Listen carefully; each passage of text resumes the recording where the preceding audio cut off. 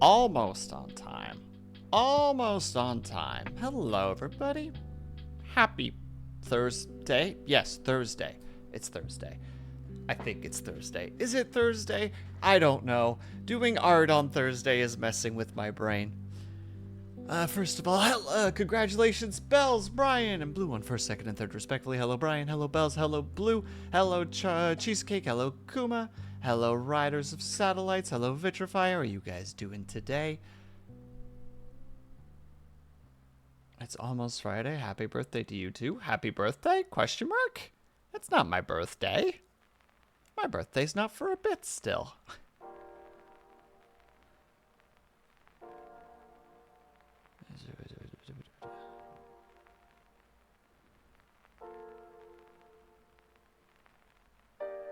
Just scanning. Okay, I think I got everybody.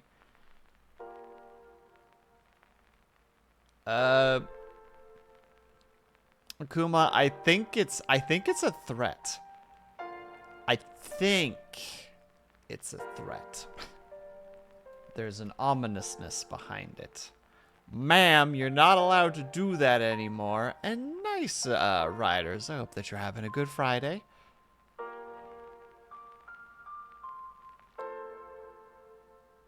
I'm just happy to see you, of course. One more, Bells. I'm giving you one more. And after that, I'm hurling you into the void.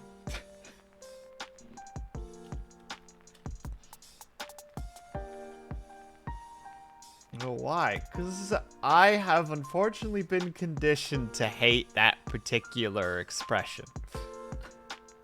You can blame Kaju for it.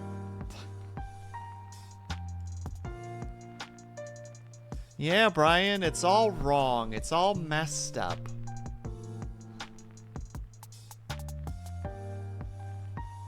I knew there was something I was forgetting. At least I remembered prior to actually drawing anything. Putting the glove on. And it's messing with me a lot because it makes me think that it's Saturday. I know it's not Saturday. But now it's Saturday, you know what I mean? It's locked in very badly. Unrelated, but I almost stepped on a scorpion a few minutes. God damn it, Vitrify!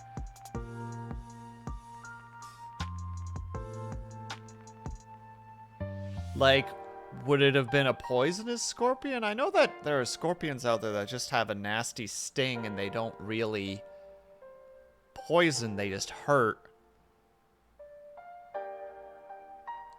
There was a really, really long time ago.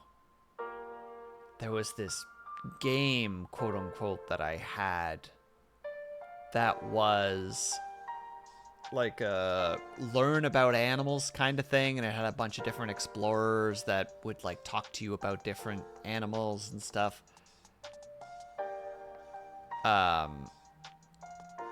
And one of them was like desert biome, and it was like kind of the sillier character. And he made the comment too about just like, if you're in the desert, make sure to shake out your boots before you put them on. I forgot to do that once, and I got a nasty sting. Yes, unfortunately, fortunately, I survived the experience. Yes, the scorpion did not. It's okay. I gave it the Hispanic mom treatments. You threw the what was it, the chocla? Chancla,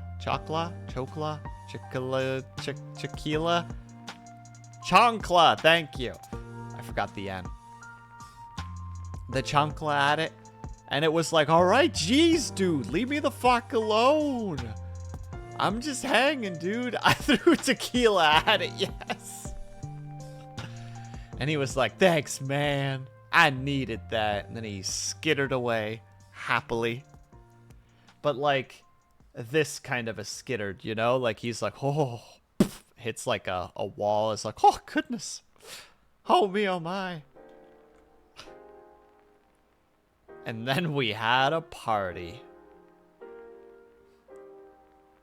In a few minutes. Very impressive, Vitrify. I didn't know you could party in just a few minutes. Unless you're partying right now, in which case, I hope that you're enjoying your party. But, like, more deets, please, if you could. Like, was it in the house? Did you step outside in bare feet? You shouldn't. I'm pretty sure you're still going through a heat wave, unless the heat wave is gone, but still, you shouldn't. Was the scorpion in your shoe? Was the shoe outside? I have many questions, Vitrify, and I need all of them answered immediately. Vitrify is quite the party animal. Are you calling him a party animal because he's hanging out with an animal? He's hanging out with a scorpion?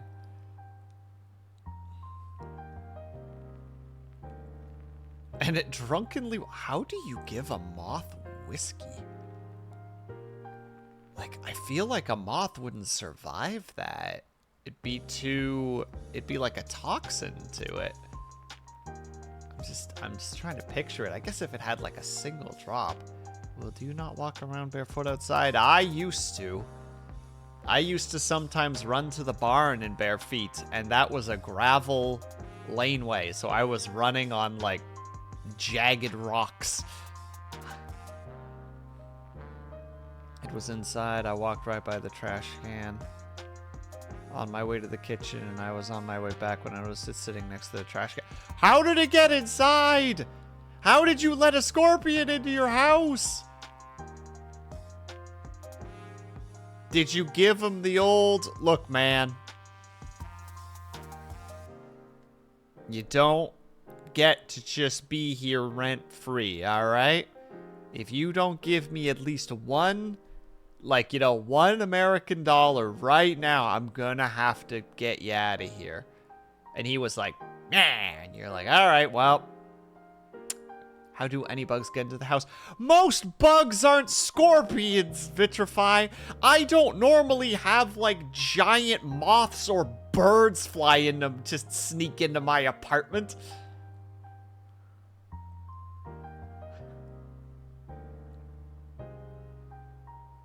And is it Jackie? I'm hoping that I'm saying it right. Hello, how are you?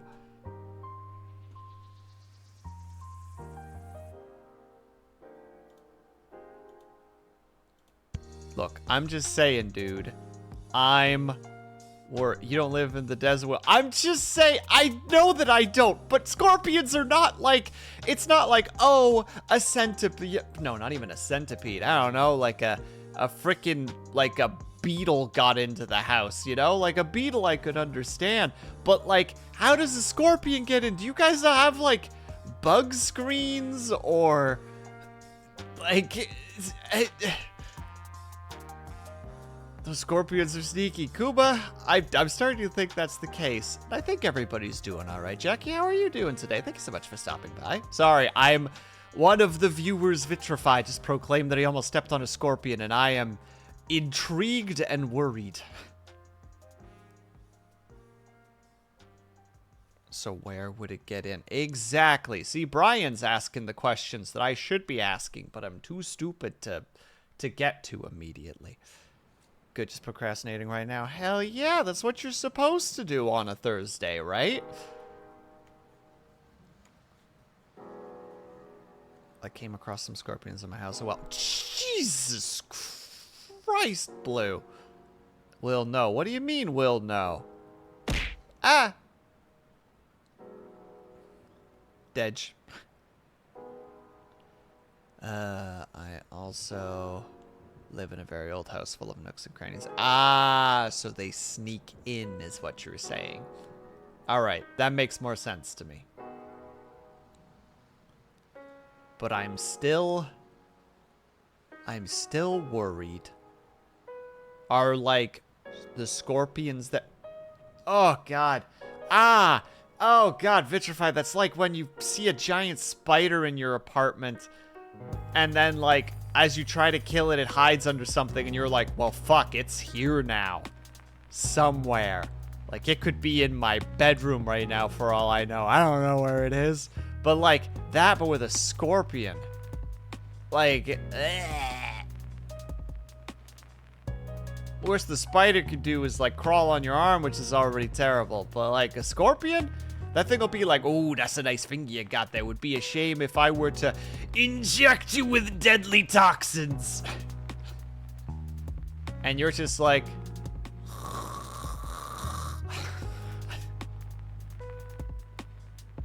Hey, Orange, how's it going?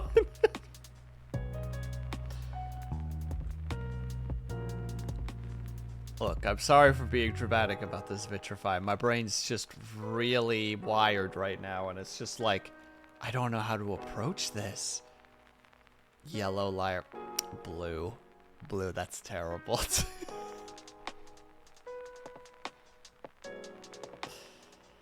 I'm sure you can build an immunity to scorpion poison. I think technically that's a thing you can do with a fair number of things. Up to no good as usual, I see. Up to no good. I'm sorry, Orange. I think I'm being up to very good right now. I need to get access to, like, a good boy badge to just, like, if anybody ever says that I'm being bad, I could just, like, activate it and be just like, you see, no, you see, the good boy badge says otherwise. Obviously not. I have no idea how to work a crossbow. Well, I mean, crossbows are not too complicated, depending on if they're modern or old versions. Depends on if you have one of those wench things or not. But, like...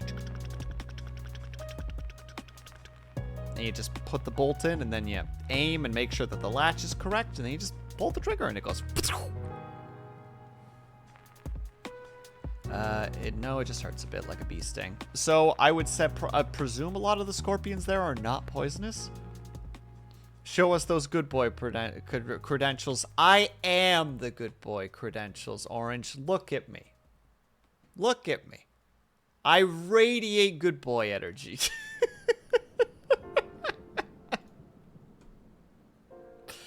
Hold on. Okay, now I'm good. Sorry. I think my head was like slightly tilted. Also, Bells, I see your very cruel redeem. But it's okay. Hold on, there we go. Professional sleepy boy. Which is basically as good as being a professional good boy. A good lad. There we go. They're not lethal, no, but if you get stung, you should see a physician. Like, just in case. Just in case. Stinky energy. No, no, no, good boy energy. I'm doing the good boy energy. Oh, I don't think you can even see that it says professional sleepy boy. Bleh. But what if you get, no, sorry, I read that already. They're not lethal, no. I mean, I've been stung by other things in my life. I've been stung by bees. I've been stung by wasps. I've been bitten by crickets. That sucks. Cricket bites, they don't last. The pain doesn't last very long, but it startles you. Because you're just like, what the fuck? How are you capable of biting? Ugh! Crickets could bite? 'Twould seem so. 'Twould seem so, yes. 'Twould seem so. Sorry, that was for every single one of you. Yeah, I was in a previous place that I used to live's basement. And there were a lot of, like, those larger black crickets down there that were, like, you know, they were about the size of, like, about a little bit less than an inch long. Like, they were relatively big. And, like, they were down there very frequently. And even though I hated the damn things, every now and then,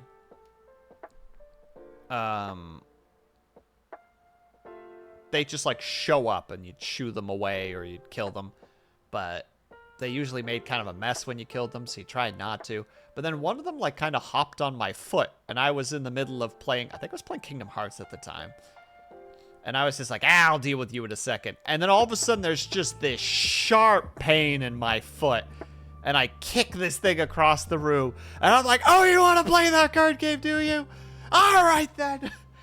I don't know what the heck I grabbed, but I hunted that thing down with something and was like, all right, you asked for death. Death awaits you.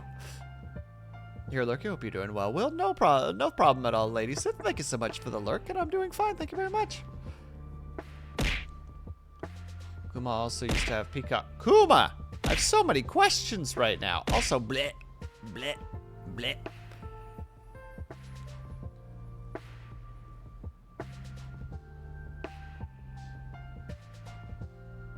Ooh, that's a loud motorcycle. Don't know if you guys can hear it. Fake cool facts about the Willy Gnome? I don't know what the Willy Gnome is.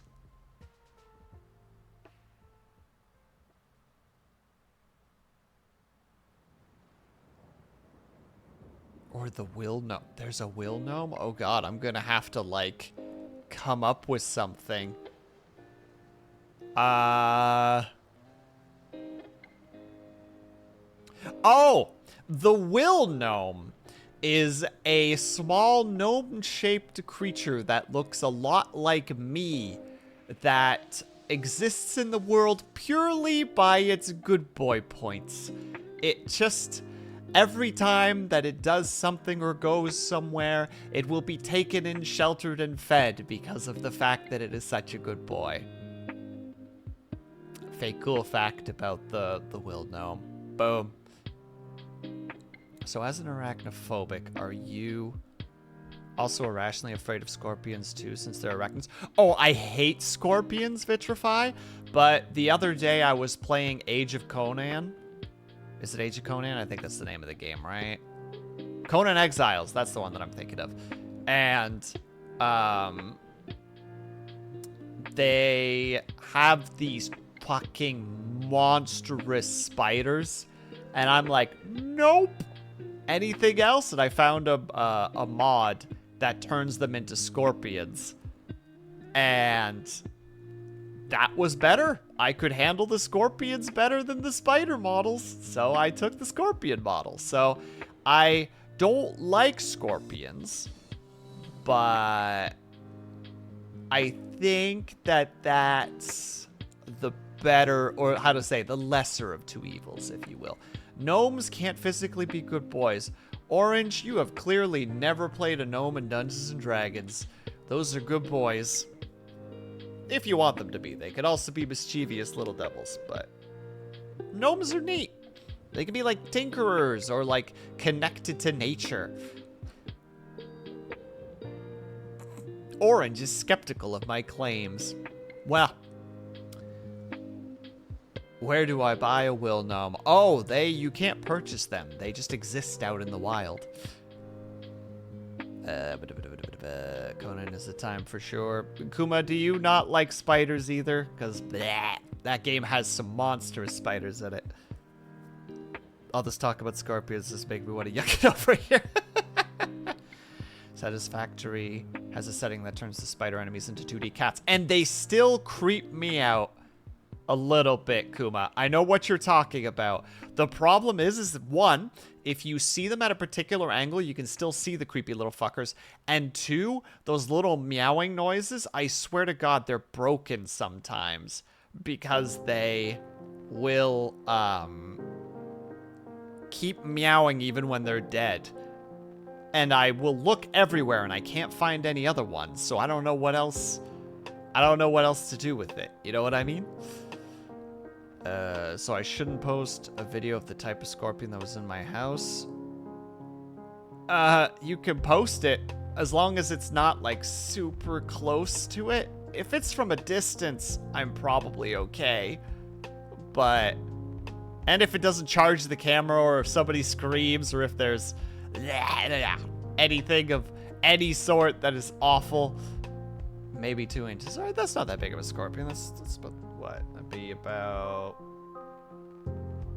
that big, roughly. I think an inch is about that. Well, that's not too bad.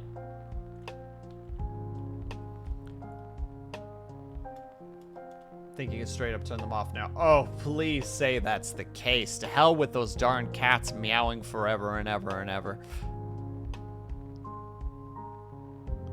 Anything that buzzes, crawls, stings, bites, or stabs is a huge to me, not gonna lie. I feel you, riders. Although stabs.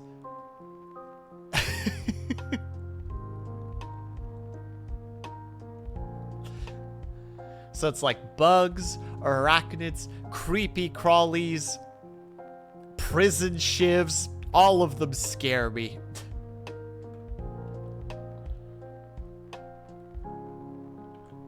Also, on a side note, I have no idea what to draw. The prompt for this week is, and I quote, something that best describes yourself. As a bonus, if you were a Vtuber, your Vtuber design. And I'm sitting here like, what does that mean?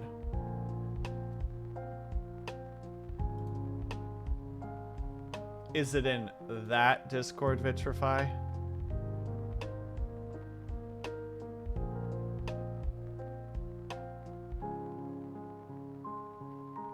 Also, I agree, Vitrify. What do you want me to do? Start freestyling?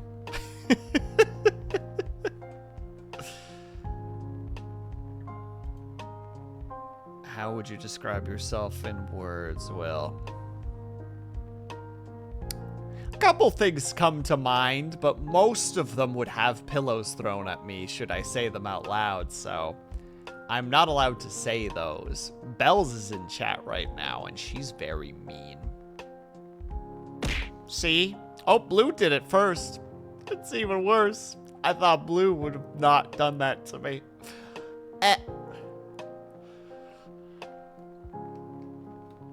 Oh, good, you're learning. No, I'm not learning. I'm not learning the right lessons right now, Bells. I'm learning that I just keep it inside, you know? I keep the thoughts bottled up. It's not that I stop thinking them, it's that they just stay. They just aren't voiced. You're literally teaching me to be a toxic masculine lad. Don't talk about your feelings. Keep them inside. We don't want to hear them, Will. Why are you throwing pillows at me? This is you! This is what you did! You did this!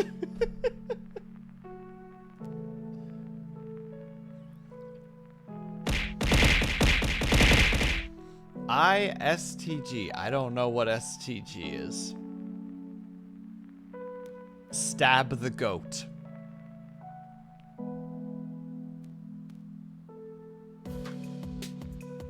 Sweat to God. I sweat so much that I sweat to God. I perspirate at the Almighty.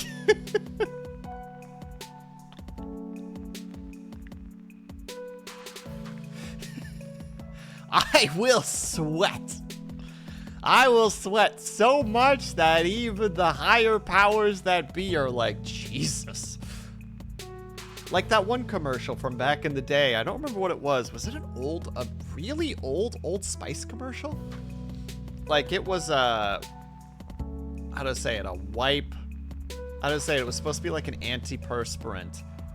And it was like this guy who was like doing a workout.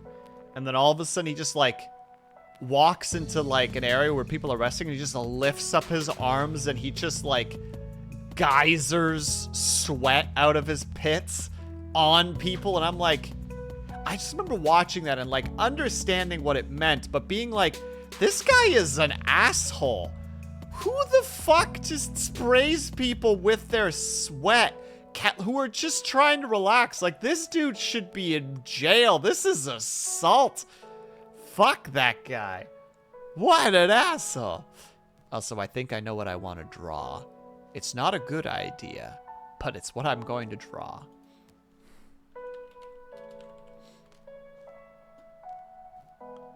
I don't know if I can manage it, but I'm gonna try.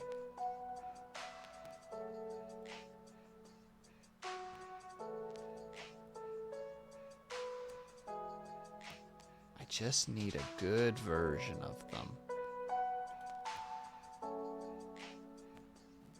Yeah, there we go.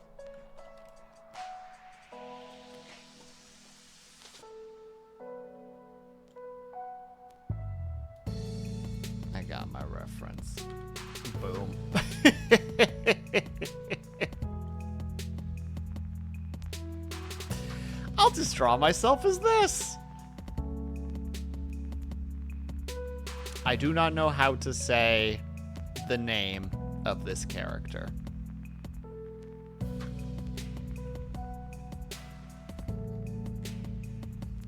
I think it's this. I think this is the name of the character.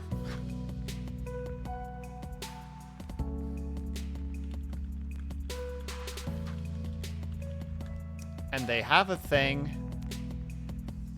Oh, is that what it says? Kuma, thank you. I always just hear the but I never know what they say. So it's Gurenya. Okay, so it's Gurenya. Thank you, Kuma. You have answered something that's been in the back of my head for like 6 months.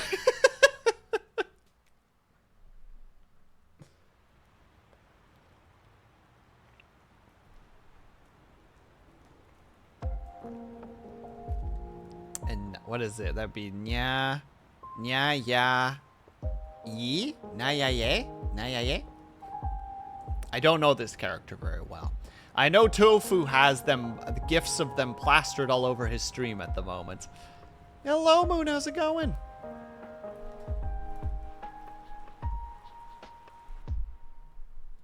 Hold on, sorry, I'm just adapting the microphone. I hope that that wasn't super loud.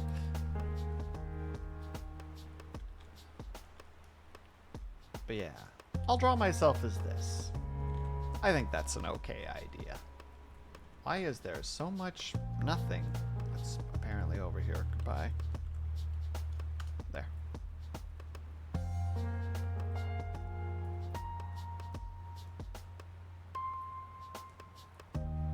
Is it duty? Duddy duddy duddy duddy duddy duddy duddy duddy duddy duddy duddy duddy duddy.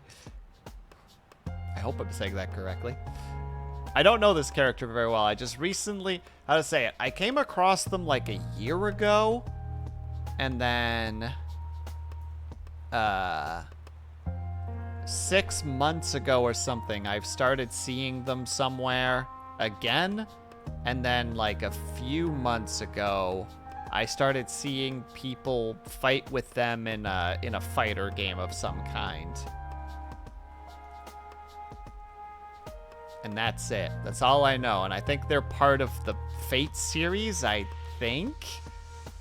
I think, yeah. Exactly, Orange Baranya.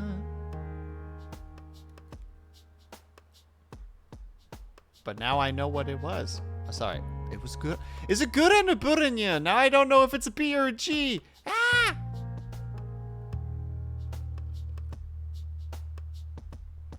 Now I have even more questions.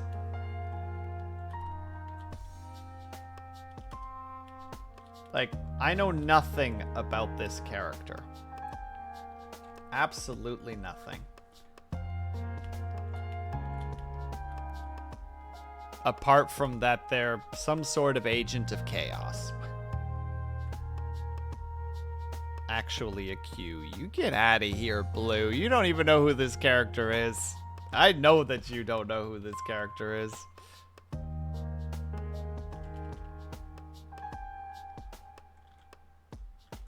Oh wait, I'm supposed to be doing this with it as a sketch first. I know for a fact you don't know who this is. Unless you do. Wait, no, you watch anime. Shit, you might actually know who this is. Ah, heck. Ah, Blue's got something on me that I don't have. A relative familiarity with anime.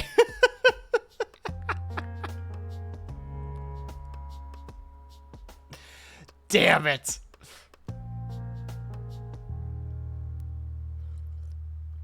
No, I just forgot. I saw a bunch of them run a cafe in an anime. I saw this character on Tofu streams. Yeah, exactly. That's basically one of the only places that I'm aware of them.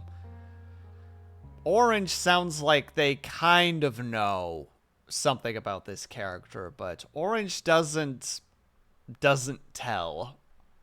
Like, yeah, as established last time, Orange keeps her cards close to her chest. I know this character well, Vitrify, please. They are a gremlin. It's not a lot of information to go off, but it's something. I can accept it. I know that there's this pose that's common with them. There's the, like, the little dance. You can't see it, but I have my hands up.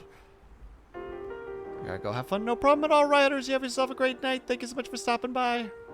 Listen, I can't explain it without at first explaining a bunch of Fate lore. I'm just saying, Orange. Content. Who is neco-arc? Well, first, and then just 25 explanation first. Now, to get to the cat character. The cat character. Replace the noises with, like, actual well thought out explanations on things.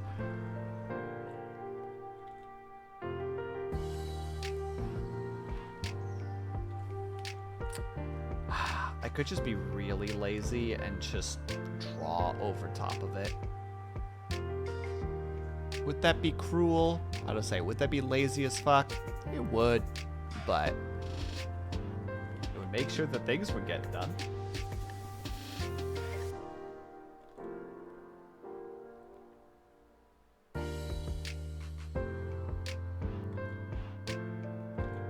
Drawing circles, my least favorite thing.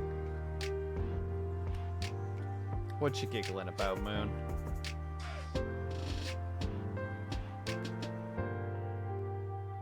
What's got you giggle? What's got you giggle going? Every time I look for references, I get bombarded by AI art, and I want to cry. Just the life that we live right now, Blue. It's okay. You might as well just accept that that's the thing that's going to be happening for the next while.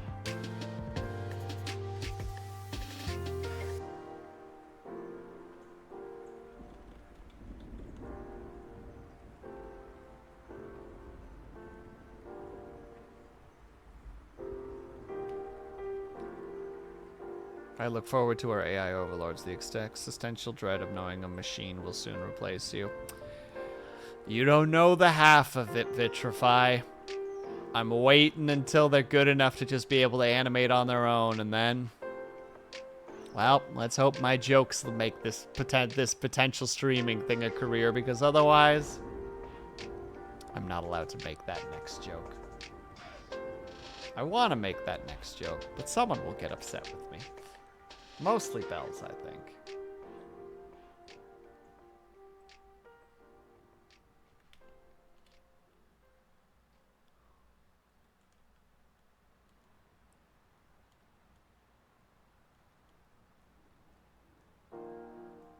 I will follow Queen Miku into battle. Wait, Vitrify why? Why Vitrify why? What did Vitrify do? Oh, the pin. Got it.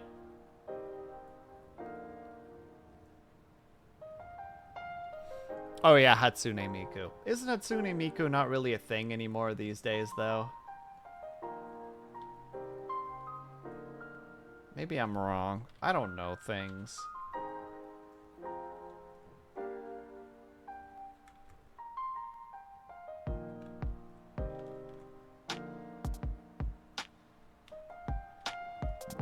Excuse me.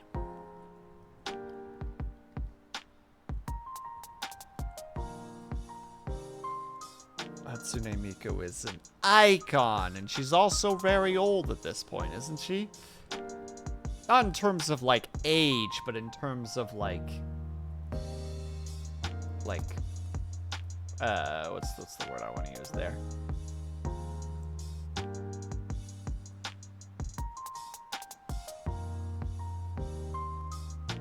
What if she's an icon?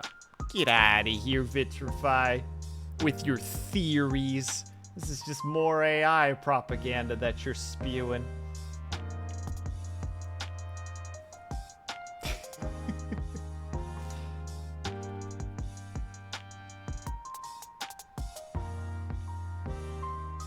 Then we fight to the death. Oh my.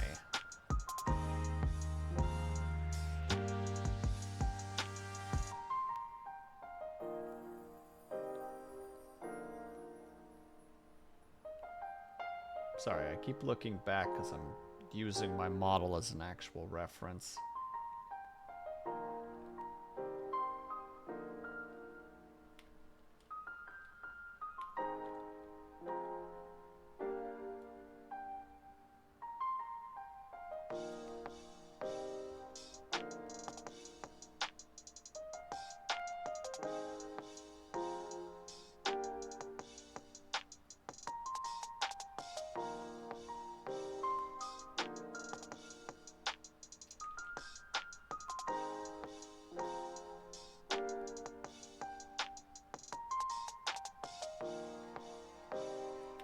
There you go. Rather fast arts. Bells, dominant of Idol, the dominant of Hatsune Miku. Oh lordy. So wait, would that mean technically that when Bells goes into like the dominant form, she just turns into Hatsune Miku?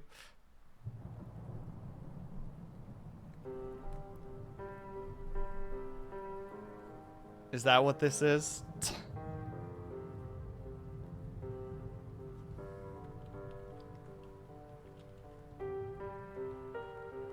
It's not flawless, but I'll work with it. Maybe we'll do like 1 or 2 of these for the funsies of it.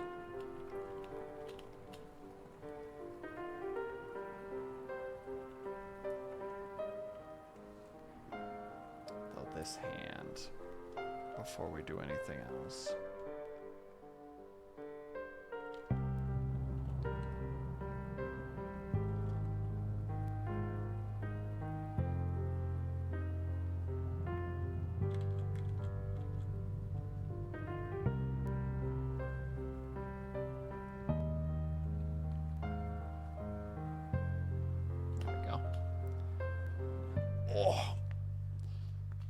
My posture seems falling apart again, as per usual. I think I officially have to get a new chair at some point.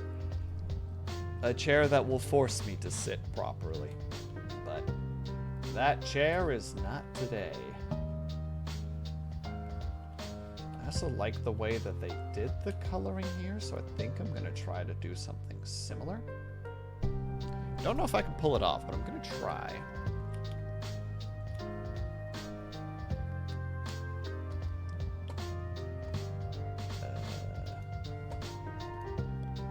So for hair,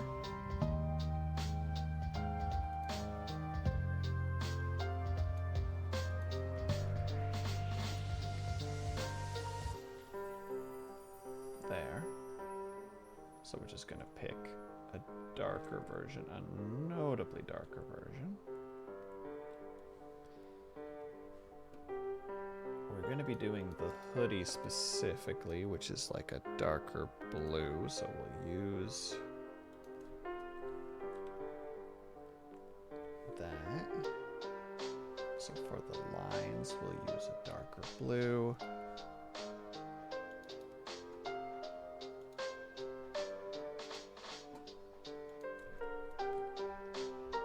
Skin color. Darker color for that.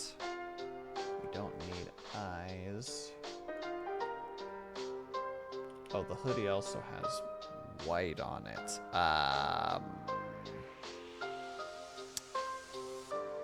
Oh crap, what did those look like again? One secondo, I've forgotten what my model looks like. Time to grab some reference right quick.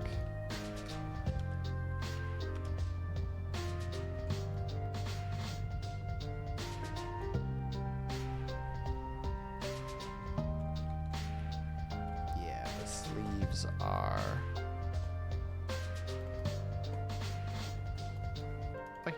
work. Thank you. Sleeves are also that. So I make them that. And then we have some, well, we can't do exactly white, can we? So we'll have some like really bright gray. So we'll turn that into like very dark gray. Not that that super matters, but we'll make it work. We'll make it work. I don't think I have the hair color right. Let me grab this hair color instead. Oh, that's actually really, really close. Never mind. We're very close. All right. So while we're going, what's the rest of the week looking like for everybody? Are you guys looking forward to the rest of the week? Is there something wonderful that's coming up that you guys are excited about? Or is it just going to be a chill-ass week that you're not too worried about? It's going to be a nice thing as well, right? Just thicker line here.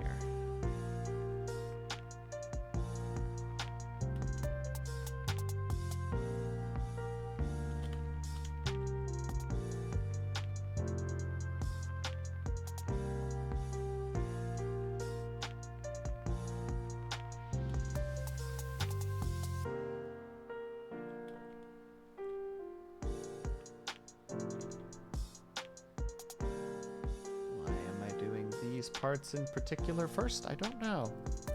I don't have to go to campus until next week, so that's Pog. Hell yeah, Bells. I'm glad to hear.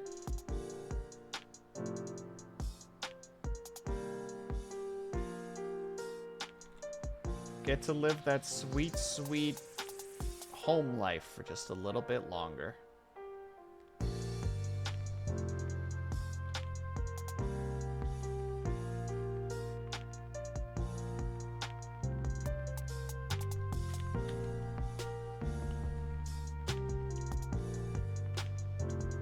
You pop off. Bells, you can't just always tell people to pop off. Sometimes you got to accept that you yourself are popping off.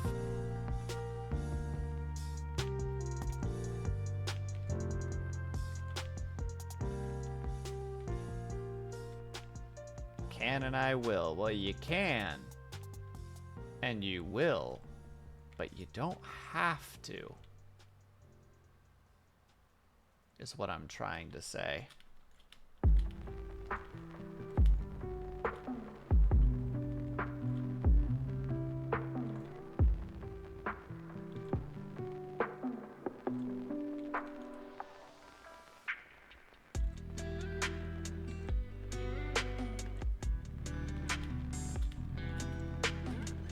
You have the right to just walk away from that and just enjoy letting others tell you to pop off for a moment.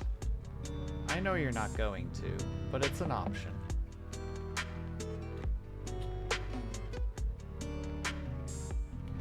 By the way, there's a good way of keeping track of what color you use. So thank you, Brian. I do it every now and then I promptly forget about it shortly afterwards. No, you must, you all must pop off. No. I will not accept your pop-offs.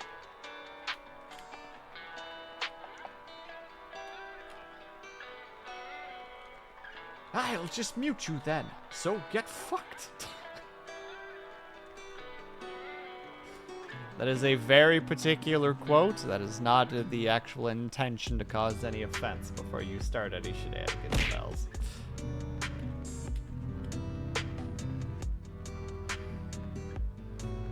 I can hear the shenanigans starting to form in that noggin of yours. Yeah, there it is.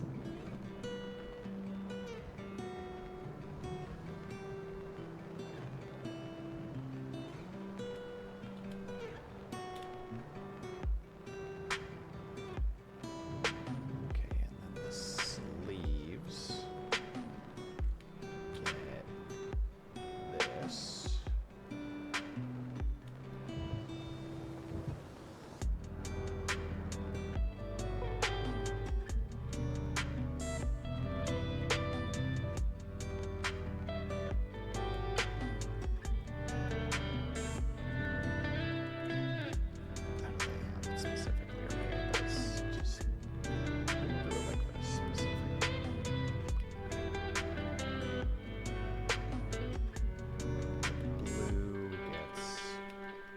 there to replace it at the bottom.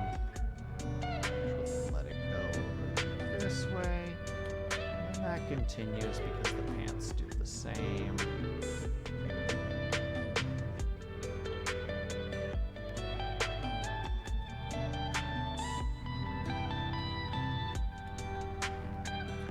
I forgot a very, very important thing.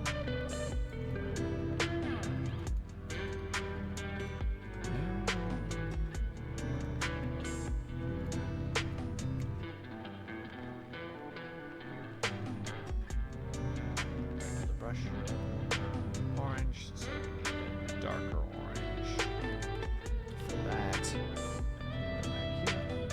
Ah!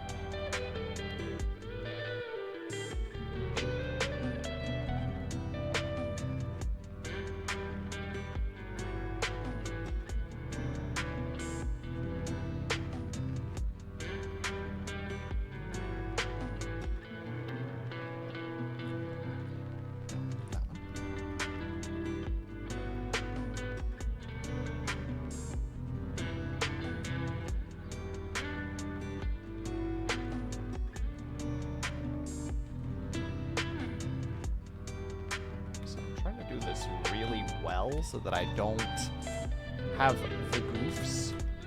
And then we want could have done this in a particularly better way, but you still got it. Still got it. Ling, how's it going? How was your art? Miss Frickin' can draw wings in like 1 minute.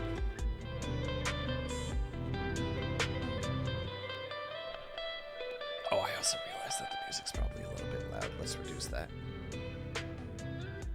I finished. Very nice.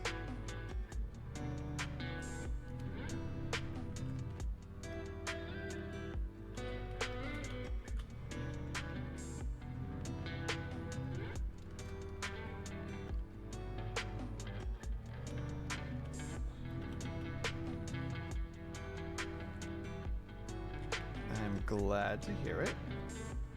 Okay, not what I intended to do, but good start, I guess. Oh my god, I forgot lines. Heckity heck. Deselect. Grab that again.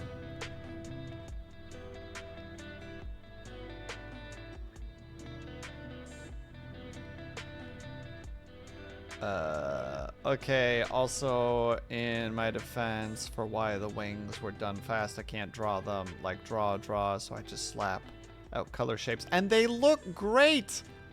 That means you can draw them, Ling. You just do them stylized and the style looks good.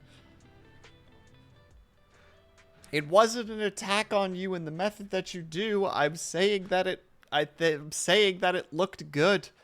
And it was also fast. That's what I'm saying. Accept the compliment, nerd.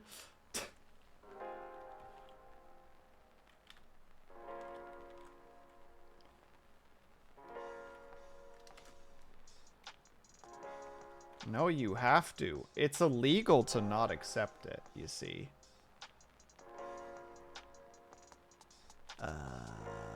That's not where it's supposed to go. It's supposed to go there. So we do that. Becomes crab with knife. Alright, nerd. You keep living your best life over there.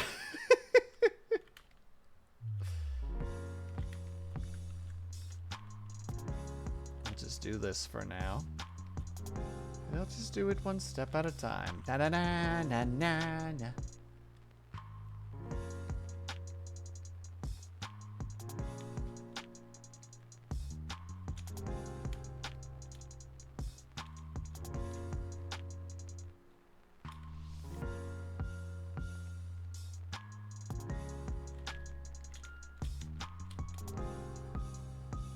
An artistic crab with a knife. Ah, got him, Moon. Got him. Nice. 10 out of 10.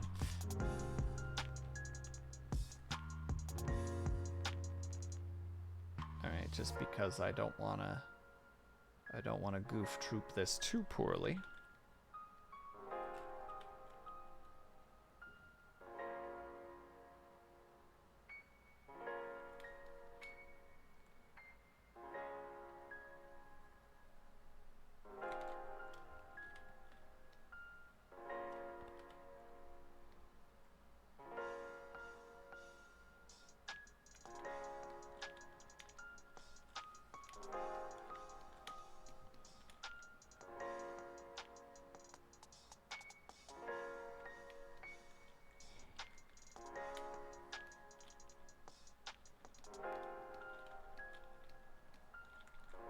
I figured that's what it was gonna do.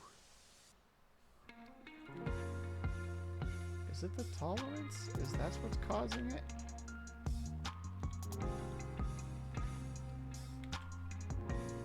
No, it just doesn't want to do what I want it to do. I don't know why it spills. It's very irritating, but we live the way we live, I guess. So let's just make it work.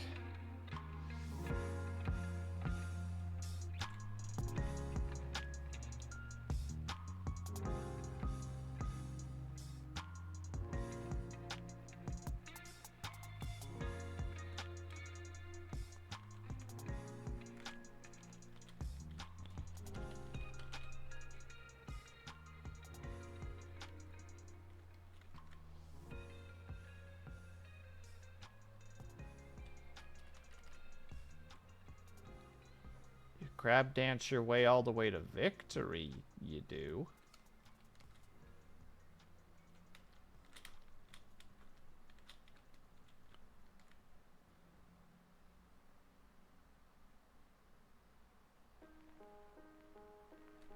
There we go.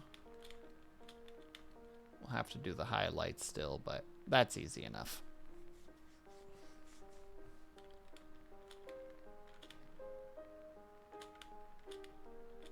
Well, easy enough, quotation marks.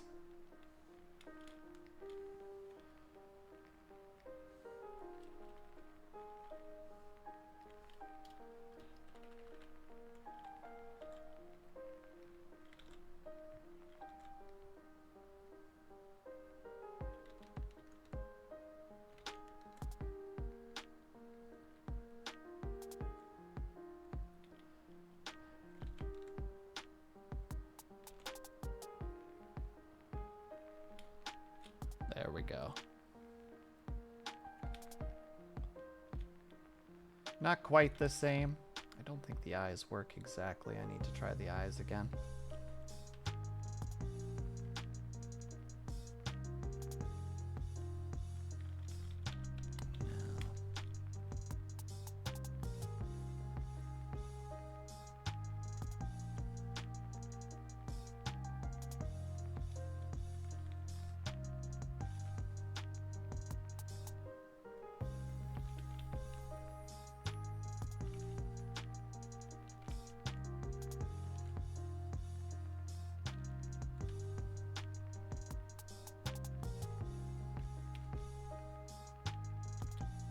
Kinda. Can't quite figure out why it's not quite the way I want it. Maybe the little eye tilt.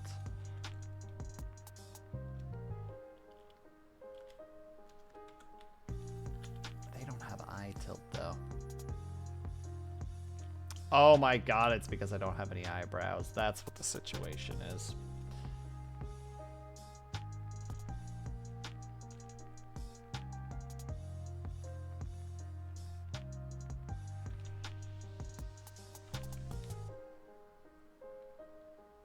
Bam. Perfect.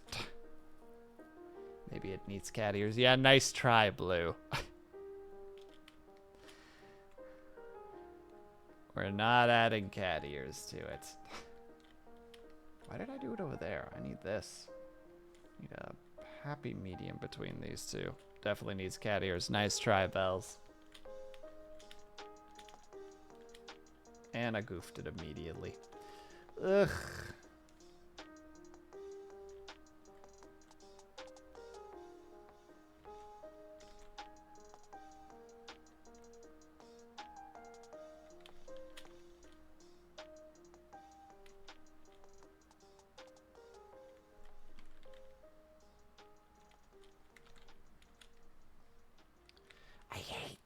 That? Why does it do that? Urgh, it's very irritating.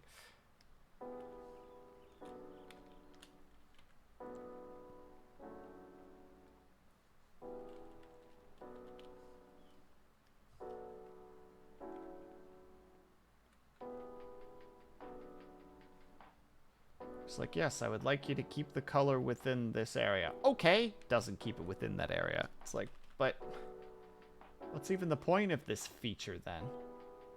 It just shrugs at you like, to fuck with you, I guess? It's like, okay. It's a very strange reason to exist, but sure.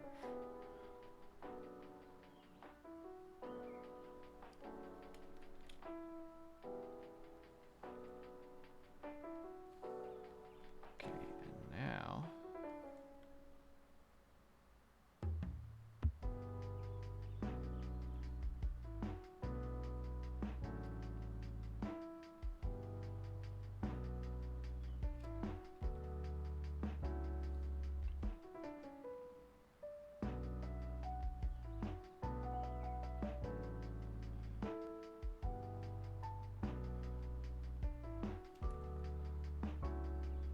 It has layers.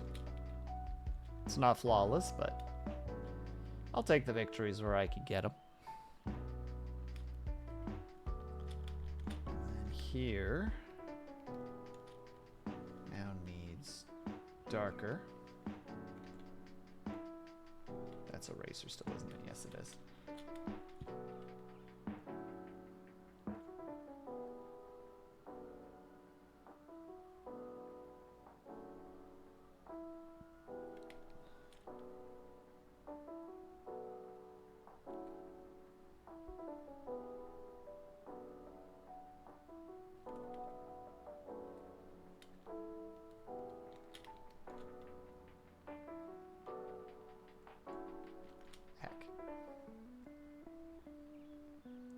Fine, we'll do it that way then, since you want to fight me on this.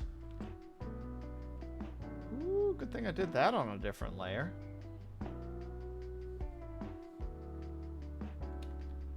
That wouldn't have turned out nearly as well if I had done it in a different situation.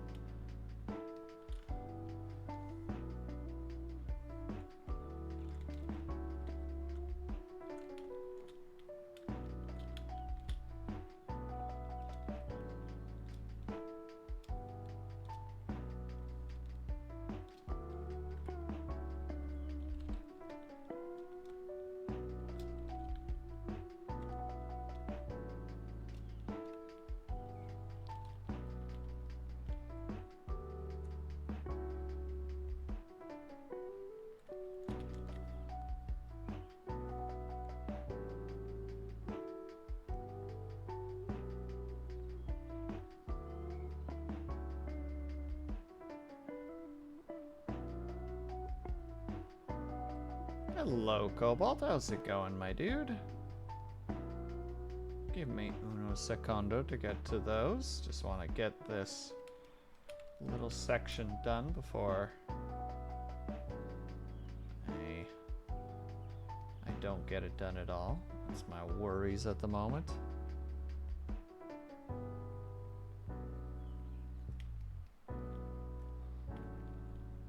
Doing alright. I'm glad to hear that, Cobalt. Oh, wait, why is the tolerance suddenly like that? Ugh, wait, no! When referring to others, told you what you needed to do and you didn't want to do it. Fighting me every step of the way. Goodness gracious.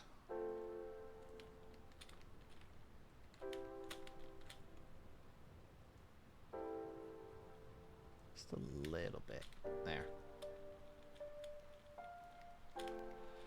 Now, the only thing that hasn't been done yet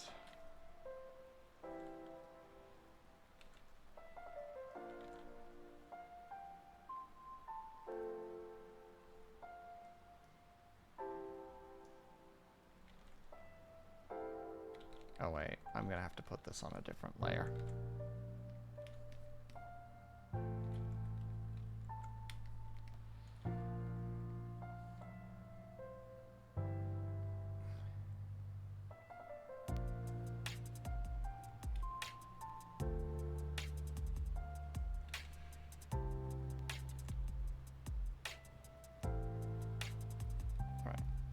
There.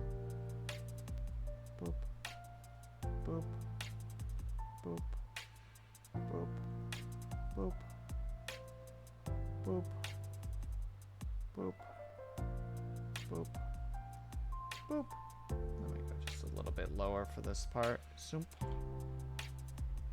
Zoom. Pump. Pump. Oh, you guys are not. Okay, that explains a lot.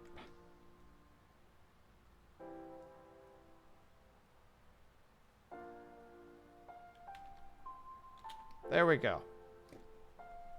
All right, let's do that hydrate and that stretch really quick. Ugh, all right, and we reach for the skies. Join me should you wish to.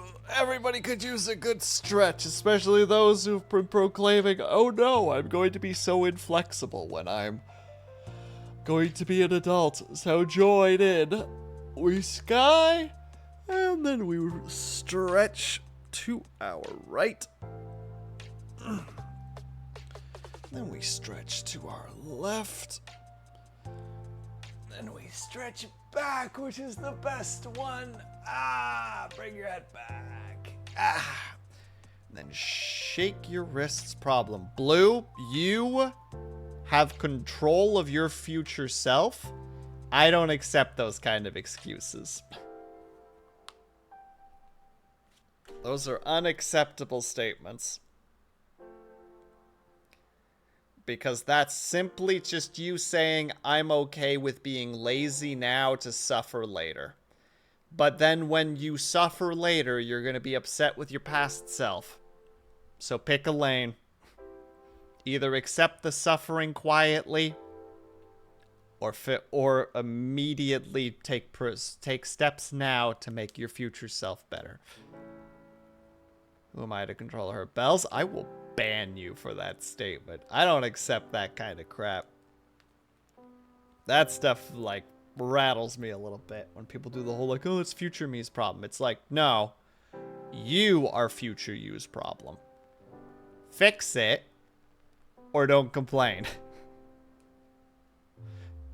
Now, if there are things that obviously happen between now and then, there's obviously exceptions to that rule.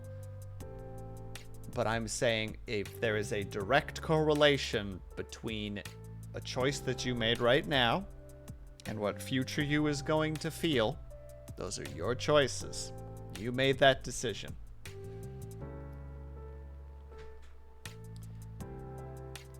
So whatever ends up happening during it, that's your choice.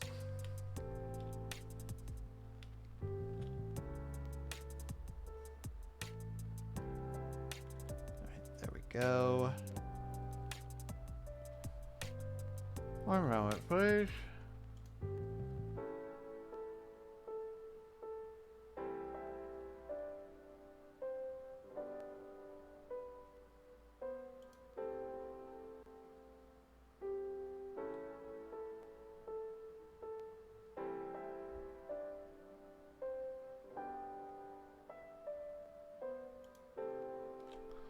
Also, vitrify. Ew. He's an ugly lad.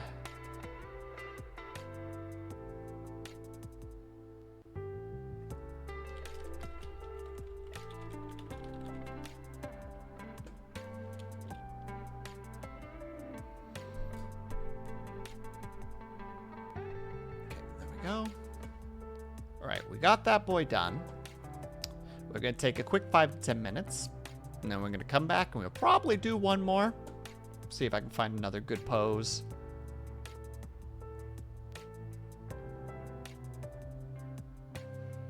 Because there's some pretty decent poses for this particular character.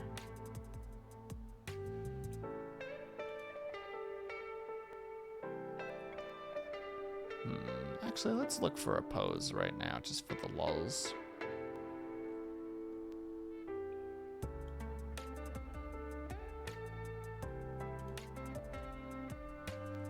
Oh, there you go. Easy.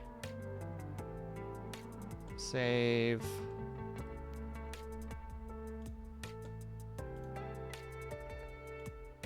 Open file. Drag into here. Boom. That'll be our second one. Just standard, everyday, regular pose. There's the face, there's that. So that's the modeling totals. Let me just really quickly organize this. That's not what I told you to do. I told you to do that. Drawing 1.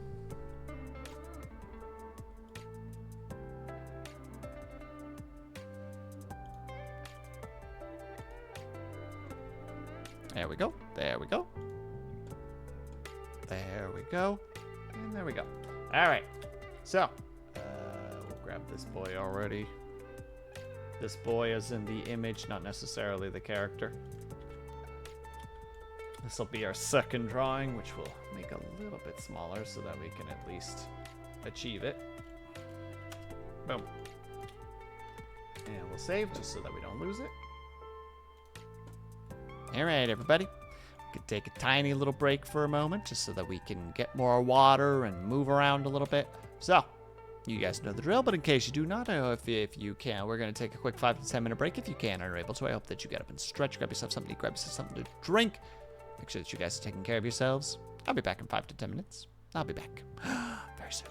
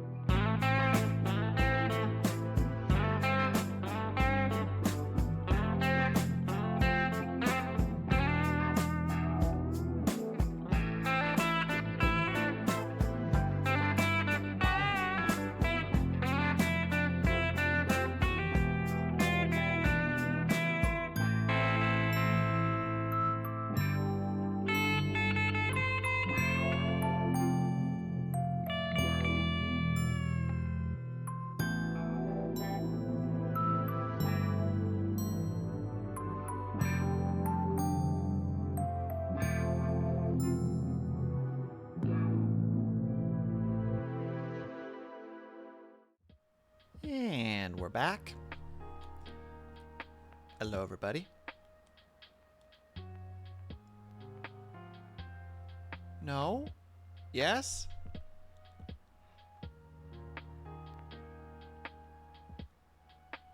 I guess not. It lingers, but it does not come forth. And thank you, Moon, and thank you, Blue.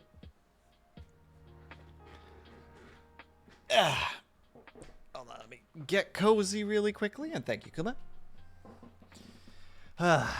Also, I apologize for earlier. I know that I can get a little bit heated when it comes to certain opinions.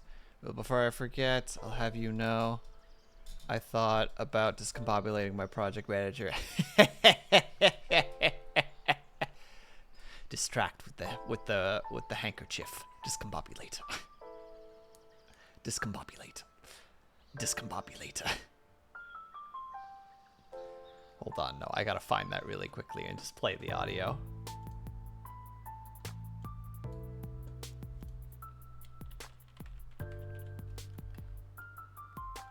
I'll see if I can find it really quick. Is this the dumb thing?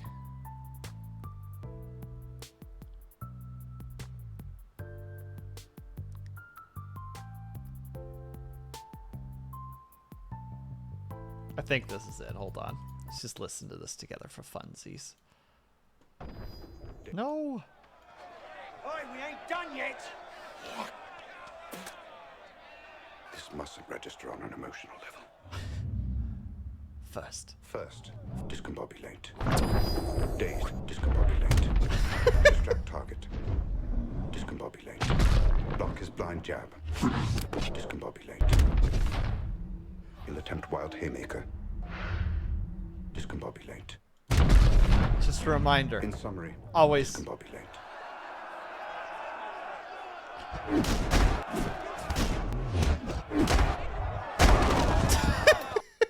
Sorry.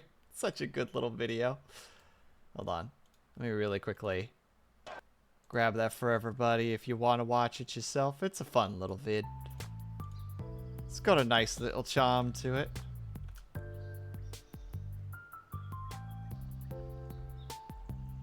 Also, I've seen the one well. I'm gonna send it regardless. I want people to be aware of it. It's important that everyone is aware of the power of discombobulate. I watched it again during my conference.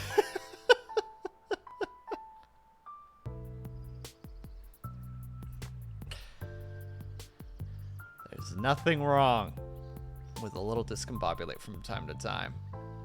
That being said, as someone who has actually been on the receiving hand of an actual discombobulate, it sucks. It sucks. Your ears ring, your vision blurs a little bit. Like, just your senses get just taken from you for a moment, and they're just replaced with pain.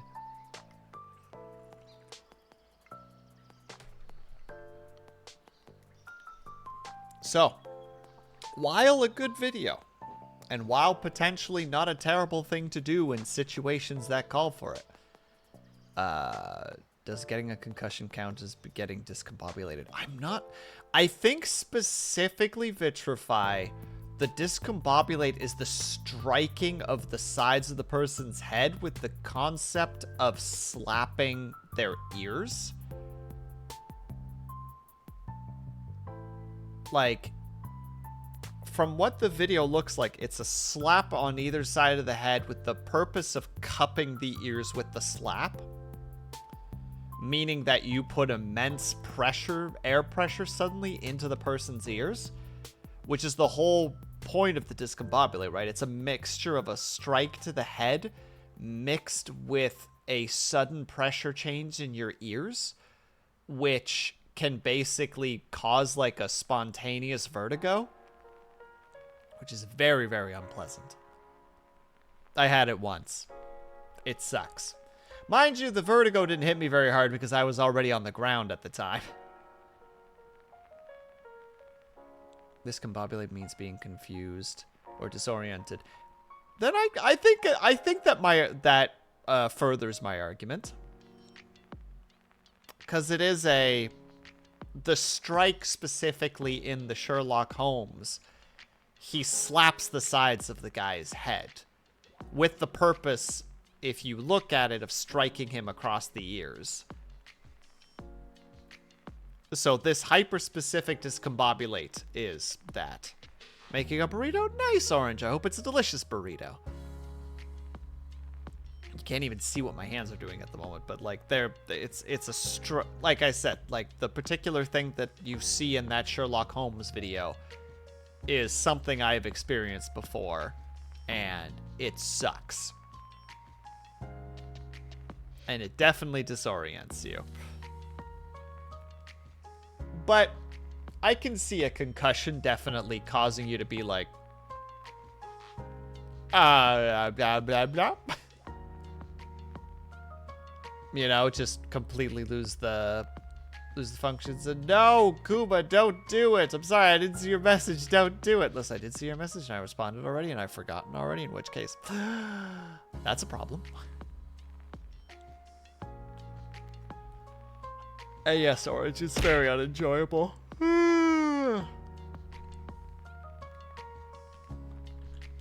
I would argue it is the opposite of enjoyable to some extent. Looks like in this case they just used one color for the outline. Oh no, they didn't.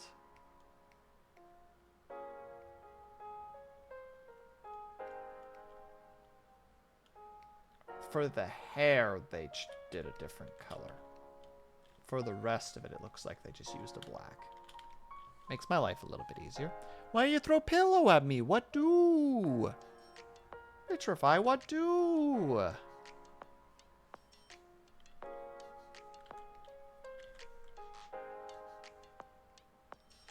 Discombobulate. Nice. Nice. Nice. Rude, but nice. Congratulations. I'm now stunned. Did someone discombobulate you, or did Axe have a... Oh, no, Blue. This was very intentional. This was a prominent being bullied memory. Where I got tackled from behind, put on the ground by it, and then they basically, like, jumped onto my back and then slapped me across the ears. It was very unpleasant.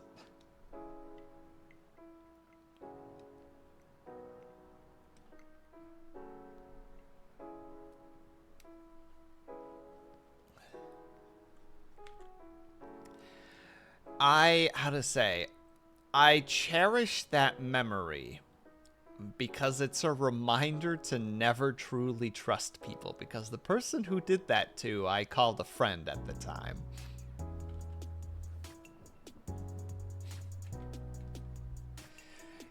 It's one of those lovely moments where it's just like, ah yes, trust no one. If they were a kid bully, I'd beat them up for you. Oh, they were. This was when I was in late elementary school. I was a very dumb child at the time, though. You know, there's when you're kind of the weirdo of the class. Not the weirdo in the sense of you've done anything wrong, but you're just kind of socially awkward and you don't really know how to interact with people. You take friendship where you can get it. And sometimes that means you don't make the best of friends. I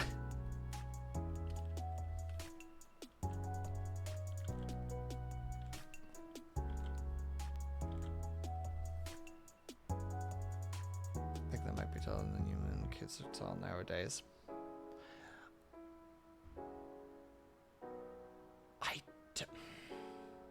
I tried actually semi-recently, like, looking this person up, seeing if I could, like, find them again. And, like, where they've gone in life. Can't find them anywhere. So it's like, well, I hope they're living a decent life.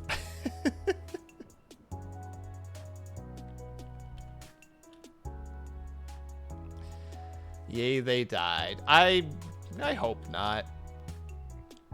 I hope they didn't. It's discombobulating time. Bah, let them be. They probably don't even remember. I don't think they had a great home life, if I'm recalling correctly.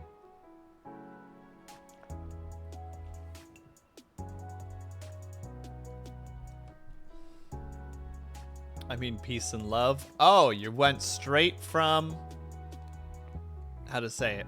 You went straight from one side of the Vietnam War protests to the other, did you, Moon? You went from being the National Guard to the protesters.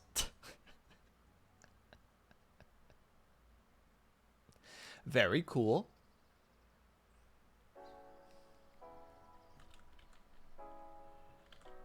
But yeah, sorry, as I was saying, apologies before the break that I got a little bit... I don't think heated is the correct word, but I can get a little bit passionate about things sometimes and don't always think about how I'm bringing that across.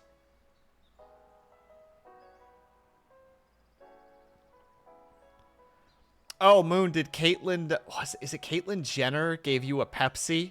Is that how you saw the error of your ways? Is that how it all got fixed? I think it was Caitlyn Jenner, wasn't it? I don't remember if that's who it was.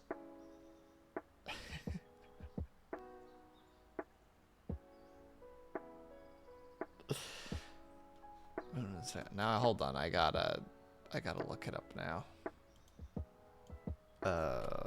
Police Pepsi ad.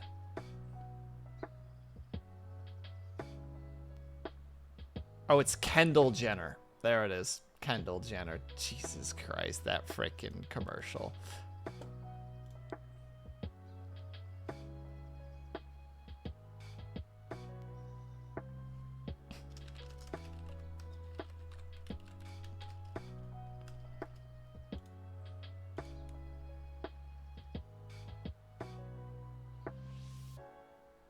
Look at the YouTube video link that I just saw said Kendall Jenner on it. Regardless.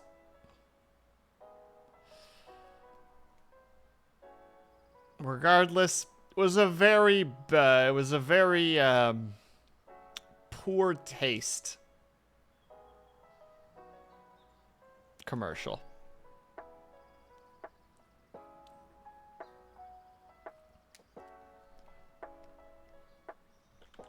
But yeah, final notes. Apologies for getting a little bit potentially nasty if that came across at all earlier. Apologies. Didn't know you disliked Pepsi that much. Orange! I take back what I said. Do you want to get heated right now? I'll fight you. Though, honestly, I'm not that big of a Pepsi or a Coke person unless there's rum involved, in which case then it works fine, but I don't try not to.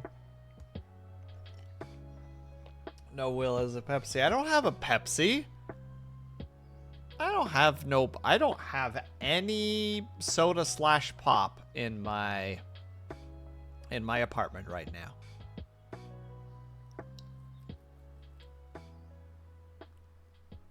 And I try to keep it that way. 'Cause I know who I am.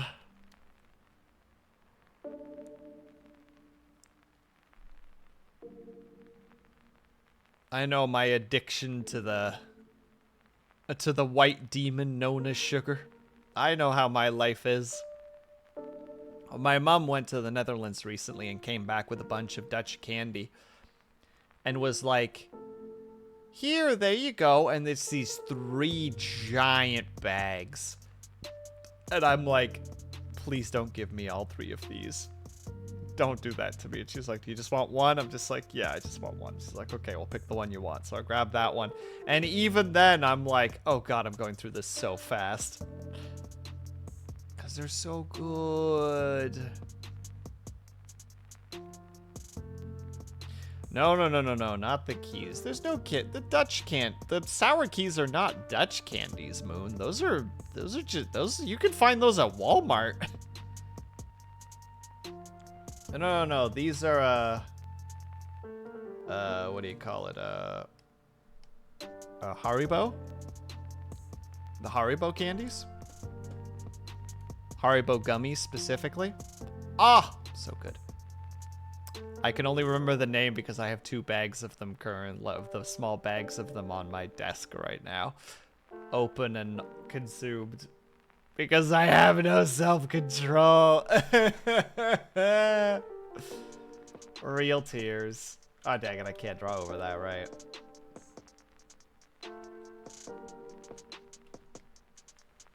Oh, those. Yeah. I have the, like, the kind of semi-gummy version of them, and then I have these little rolls of gummies, and then there's also just, like, the gummy bears. Yeah, and the Dutch ones, so they actually have, they're made with a different type of sugar.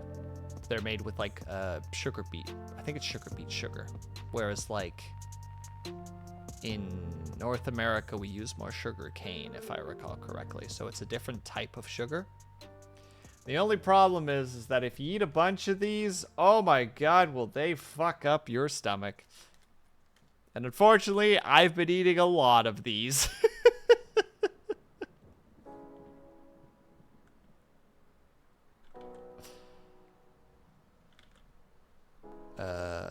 I'm bad at controlling myself if I have them, but I'm excited. But I'm excited at not getting stuff in the first place. I'm not sure if I understand, Kuma. There might have been an extra word in there by accident.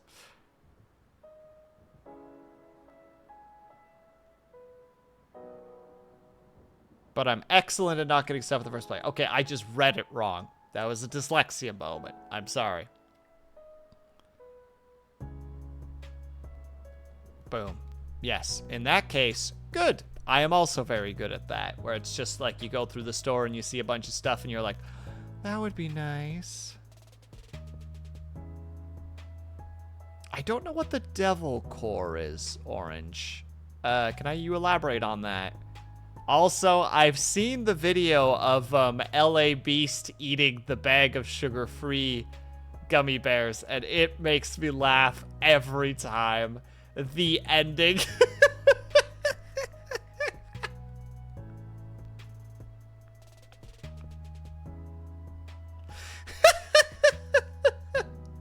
Just thinking about it makes me laugh. For those who don't know, the LA Beast, I don't know what his YouTube channel is, but he's like the guy who just like eats a ridiculous amount of stuff and tries to eat it as fast as possible. You know, like he's one of those kind of guys. But he has this charm to him. He's kind of an oddball, but he has this charm to him. Like, he's got kind of a frat boy, you know, like, gym rat kind of feel to him. But he eats, like, one of the big bags of the... What in the gosh darn are you talking about? Oh my goodness, 1 second. I'll find the video.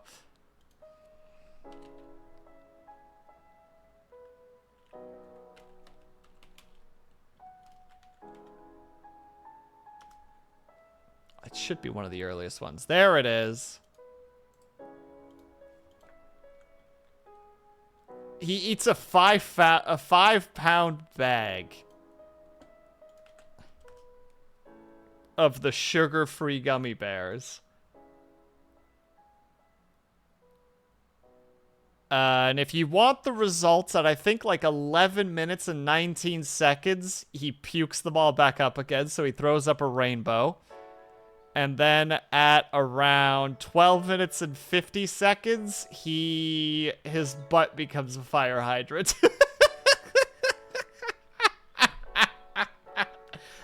Like, he quickly brings the camera over, and but at the same time, he's trying to, like, drop his pants, and he quickly gets into the toilet, and just the noise that erupts from his butt makes me laugh so much.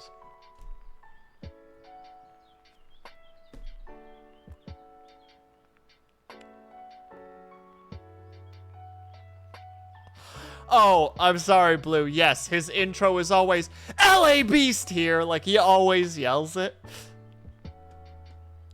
I'm sorry. I should have warned. But it's watching a man suffer eating 5 pounds of sugar-free gummy bears and then ending with him puking them all back up again. And then shitting really, really loud.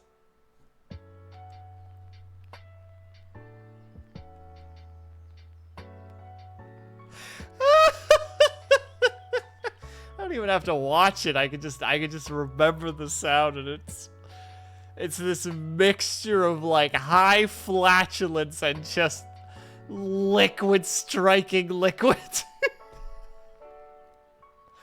But sorry, Orange, what is a devil core? I don't know what a devil core is, unfortunately. And I would love to learn so that I can answer your question.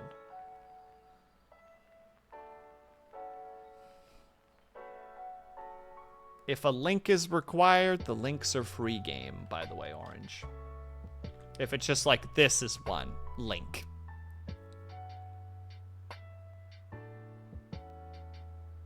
Though I think I already know my answer if I were to take a guess as to what a demon core is. I could not draw this head shape.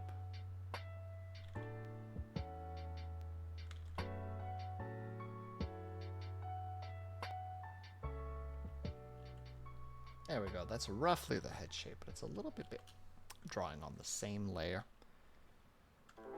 Committing a cardinal sin right now. Drawing on the same layer. Also, I'm sorry to everybody who's just like, wow, that video is disgusting. It is. But it makes me laugh. Oh god, he shows the puke. Oh yeah. He's a documentarian in that regard, Blue. I'm sorry. I mean, the puke is very clear because it's just water and gummy bears. There's nothing else in his stomach but water and gummy bears. Like, if it wasn't for the volume, it looked like he just spat up a bunch of gummy bears. And when you said he pukes a rainbow, I thought he censored it with a rainbow. Oh, no. He throws up a rainbow. Reminds me a little bit of the, Red Minus video. Where it's the animation he does of where the female character watches a Nyan cat for like 30-something hours, and then at the very end, she pukes up rainbows. Reminds me of that a little bit. Do you need me, like, hold your hair or something while you're in there?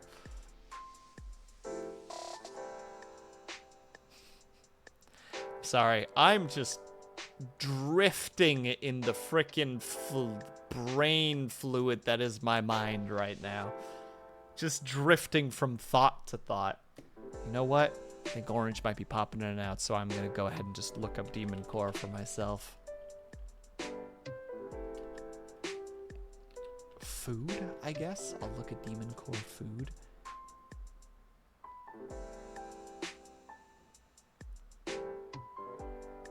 Wait, wait, Orange, are you talking about the frickin' plutonium orb? Of what is it? This would have been the little boy? Or was this fat man? Core, early atom bomb. Oh no, wait! The demon core was the first drop. It was the test bomb, wasn't it?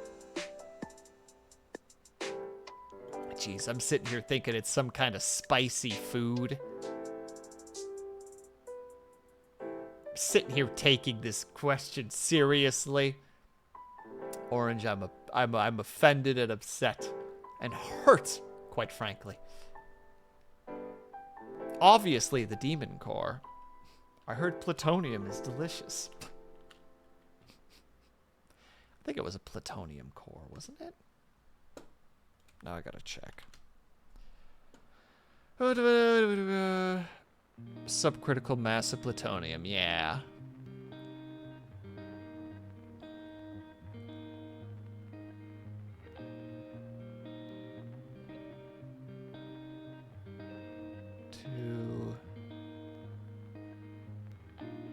Oh, it didn't detonate. I think. The core was melted down in the summer of 1946 and the materials were recycled for other use in other cores. Oh. Core was prepared for shipment as part of the third nuclear weapon to be used in Japan, but when Japan surrendered, the core was retained to Los Alamos for testing and potential later use. I've learned a lot of things today suddenly. Thank you, Orange. You've taught me things unintentionally. Or maybe it was fully intentional. Why are people talking about the Demon Core? Hello, Avatar.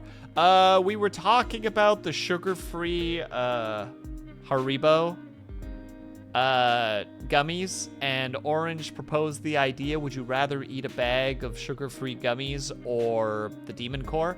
And I thought the Demon Core for some reason was like some kind of like spice challenge.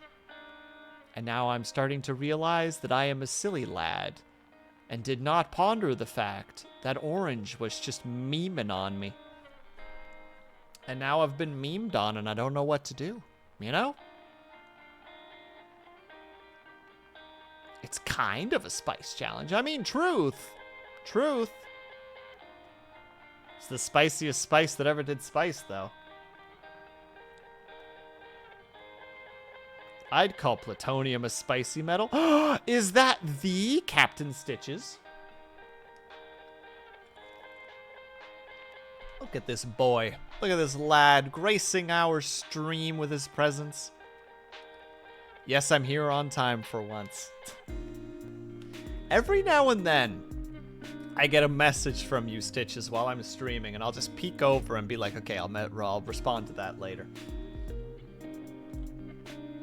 But I don't, because I don't ever want to be the guy who's just like, hey, can't answer right now, am streaming, you know?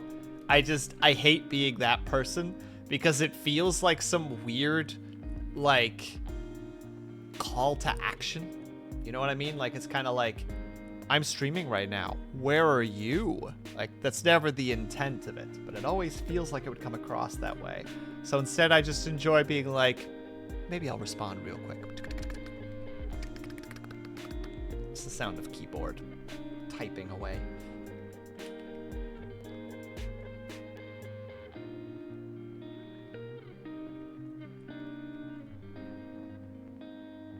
But welcome, Stitches. Sorry, my brain is very floaty right now, so I'm just kind of saying things. But how's it going, my dude? Hope that your day has been treating you well so far.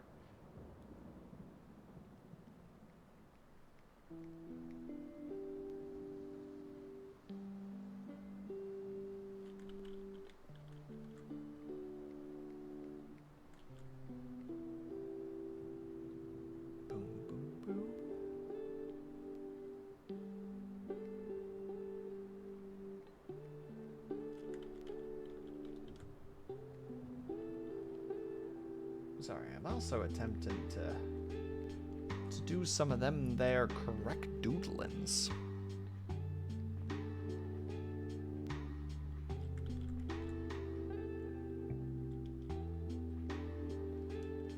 Got up an hour ago, getting stuff ready, and doubling sure that my fingers are still working. Hell yeah, my dude, they should work fine. I realize some context needs to be added there for those who aren't aware. Actually, I'll let Stitches decide whether he wants to share or not. I feel like that's not really my place to... It's not really my place to talk for him.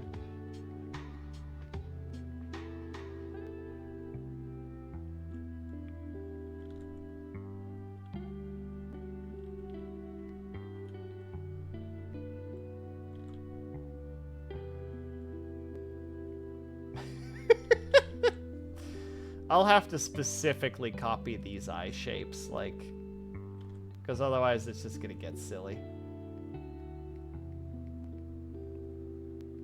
Oh, I also realized this actually needs to go lower.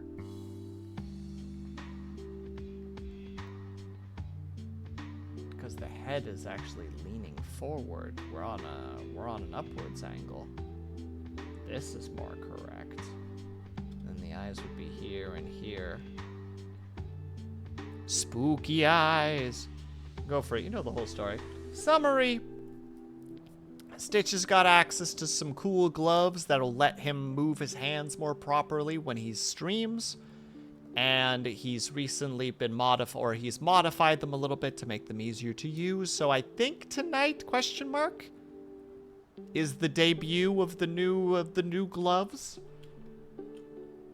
So basically what I'm saying is, even if it's going to be late, you guys should go support Stitches once he starts streaming, which is probably in like 5 hours if I were to take a guess.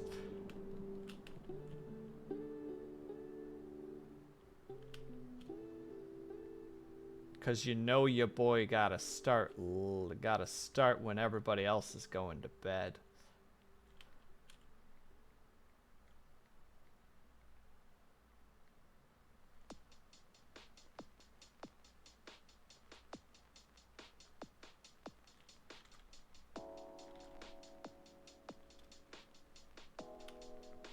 Gosh darn Australians. Am I right, fellas?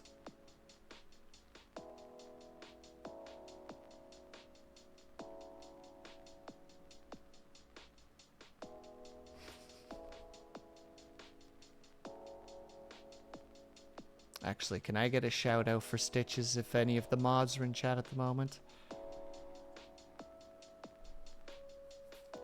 It's 10 a.m. here. Oh god, it would be almost 10 a.m. I finally got the transition down properly.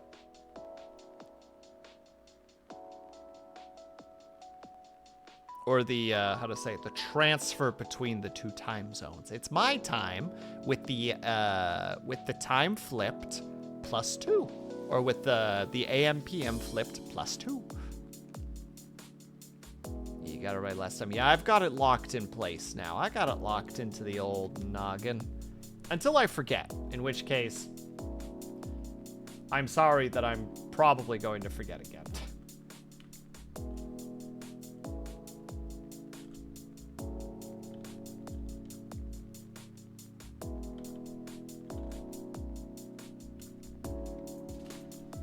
Quick math. Math is difficult. We all know this. I know everybody here knows this. Math is complicated.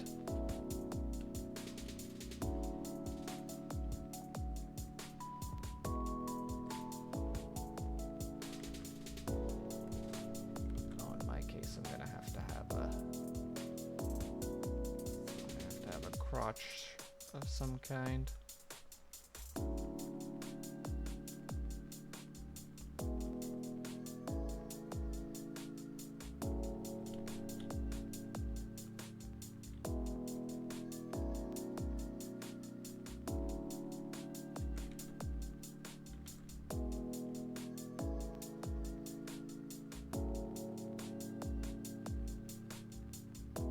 There we go. There's the basic model. Easy. Oh. Well, I hope that your stream goes well tonight, Stitches. It's always better to have a smooth stream than a scuff stream, but sometimes scuff can be a little bit fun, you know? When you raise your hand and suddenly your hand goes through your head and you're just like, well, I didn't realize today was the day that I would face palm so hard I'd kill myself. And then everyone goes, argh! And you're like, fear not, ladies and gentlemen. And then you move your hand and it snaps away from your head again. And you're just like, I am unharmed. That's how I would approach it, at least. I mean, if I wasn't swearing violently and aggressively, because I would be raging up a storm, potentially.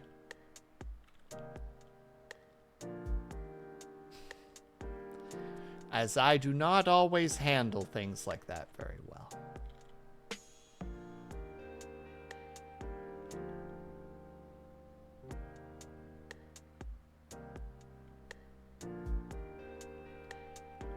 That's correct.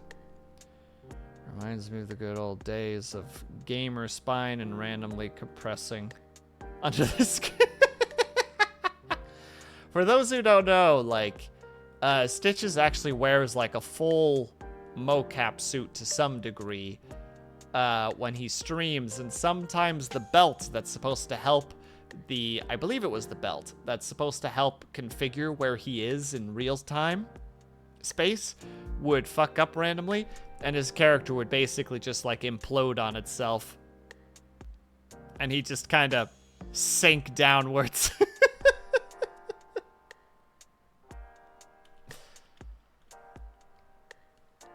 Funny from the perspective of being the person watching, probably very frustrating from the perspective of the person actually streaming.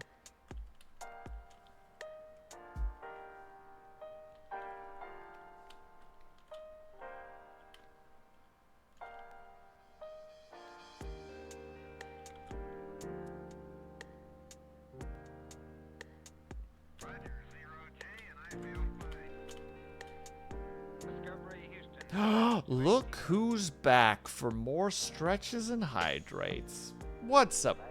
Oh my god, that's right. I keep forgetting that it's Thursday. How are you, Cobalt? Wait, do you stream soon?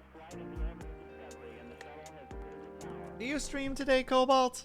I don't remember. Oh.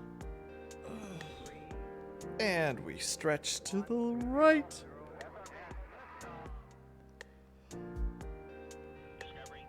Stretch to the left. Wah! Little early on that one. That's not my bad.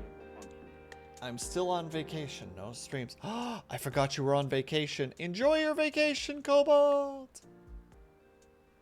And more wrist shakeouts.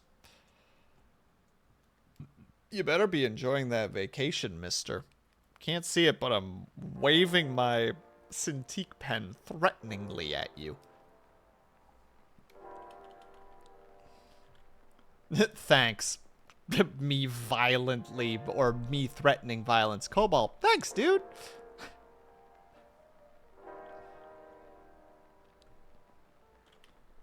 Aw, yeah, holidays, right?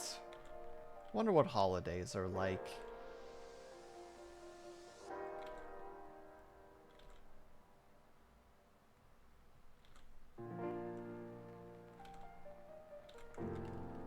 You know what? We're just gonna flip and see if we can do it that way.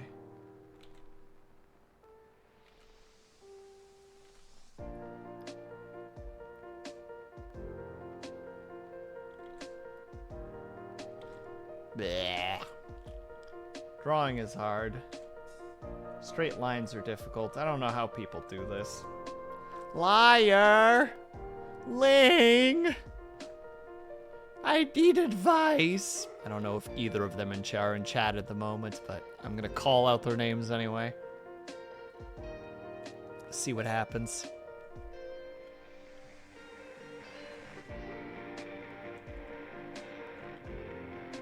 Probably won't work, but sometimes there's just a tiny bit of hope.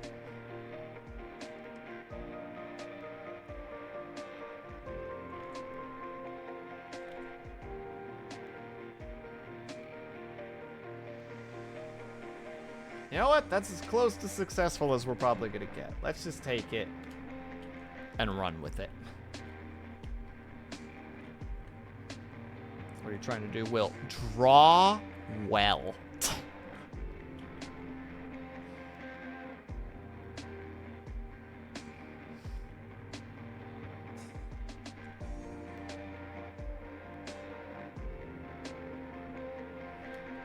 Oh my, right? You can't help you there. I don't expect you to, Stitches. I just know that somewhere out there are individuals that are aware of how to do things such as these, and I'm like, teach me, but also, you already draw well, Elo. I will fight you, Moon. I will fight you in the dirt that is the streets.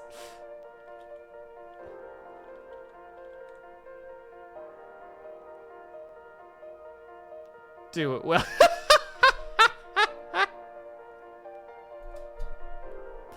Me, unreasonably mean. Vitrify. Yes! Yes! A good callback, Moon. I appreciate that.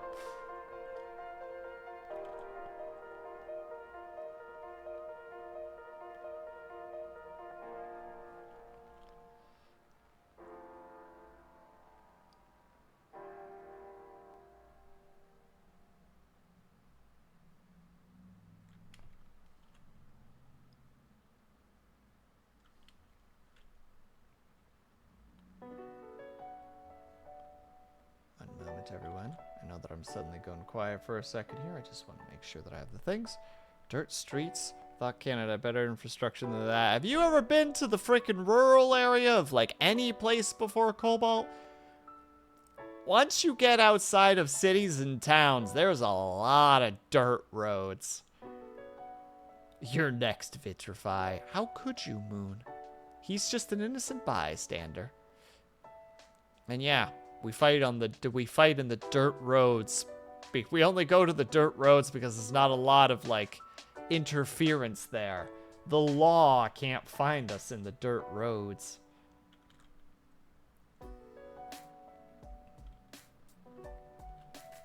Dirt roads and fire.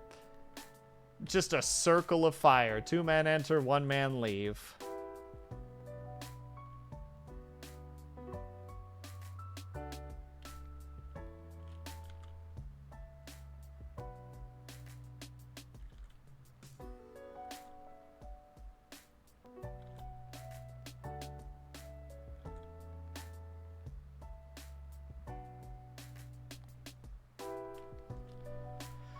The average driveway in an isolated rural farmhouse is a 4-lane highway with 4-story. I'm sorry? It's to accommodate tractors. Man, there is nothing quite like being stuck on a narrow dirt road behind a combine. Or one of those big ass, like, 2-tire thick, carrying a big wagon tractors, and you're just like, what am I supposed to do here? I guess I just wait. And then sometimes they're like, oh, there's someone behind me. Let me move 3 feet to the right. And you're like, there is just enough room beside you to maybe get around you. But I don't know if anybody's heading in my direction because you're blocking all of my view. Time to gamble it. And then you die, crashing into somebody else.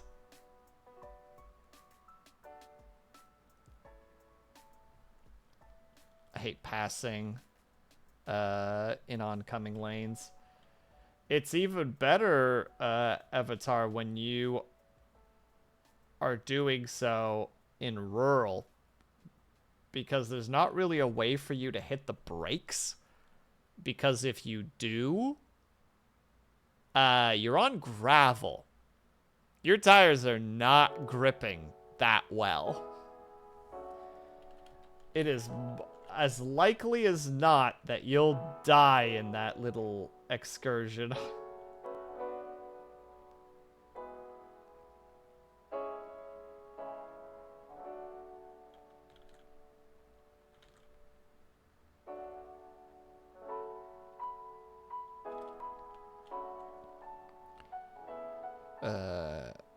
You just skate on it. May as well be aquaplaning? Aquaplaning? Questions. Answers required. Information required, Stitches. I'm sorry. I was traveling once and I had to pass an entire convoy of trucks carrying entire houses in an oncoming lane. Scariest moment of my life. Oh, heck yeah. Did you fucking, like, 130 miles that shit? Avatar, you're just like, no, just, if that pedal is not touching metal, I'm going to die, so, brrrt.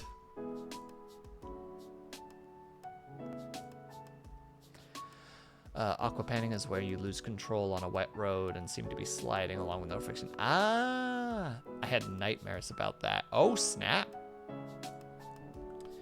Then I've had that before, Stitches. It's a good time. It's weirder when you suddenly hit, like, a not so wet part of the road and you get grip back. Because you just kind of, like, drift a bit and you're kind of accepting yourself to your fate, and then all of a sudden you're just like, whoa. I've heard it's called hydropanning. Oh! I mean, both of those make sense, right? Aqua, hydro. Except for, you know, I don't understand why you would call it electric planing. But, you know, that's just me. Grins smugly at Avatar. The speed limit is both for people who fear death and no fear death. Sorry, who have a fear of death and no fear of death. Got it. Both are used. Overtaking trucks is always mega stressful. I'll destroy you.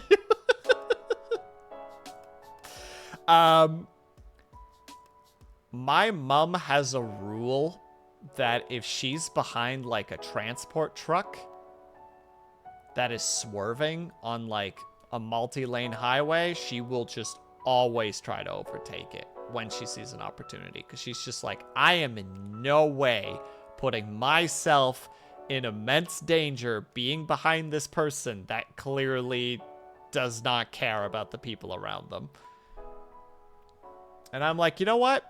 I'm down with your thought process there.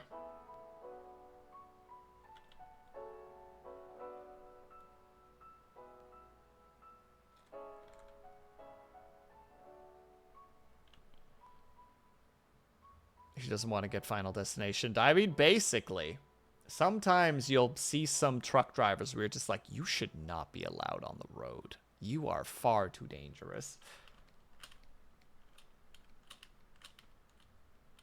And then in this case, we're using the dark colors for the hair.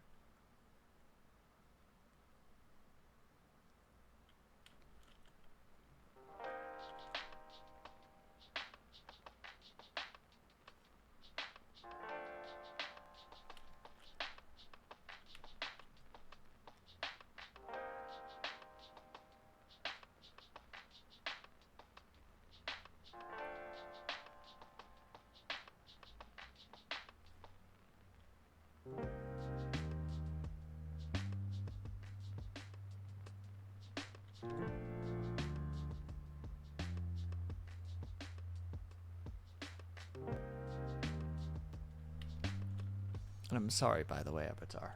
I couldn't help myself. I'll understand if you hate me forever now and will never discuss any semblance of conversation with me. It would be understandable, honestly. I have violated the sacred trust of friendship.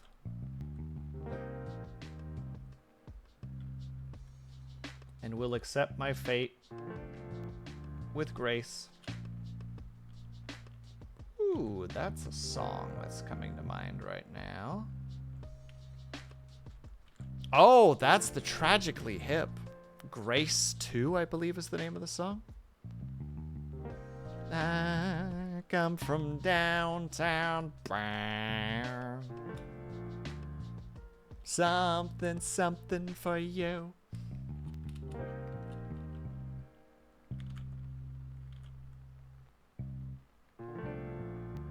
Oh, born and ready for you. That's the line. And grace too.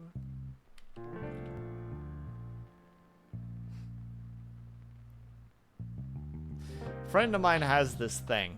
So there's a weird thing in Canada, at least in Ontario, where if you're Canadian, you have to like the Tragically Hip, which is a famous Canadian band.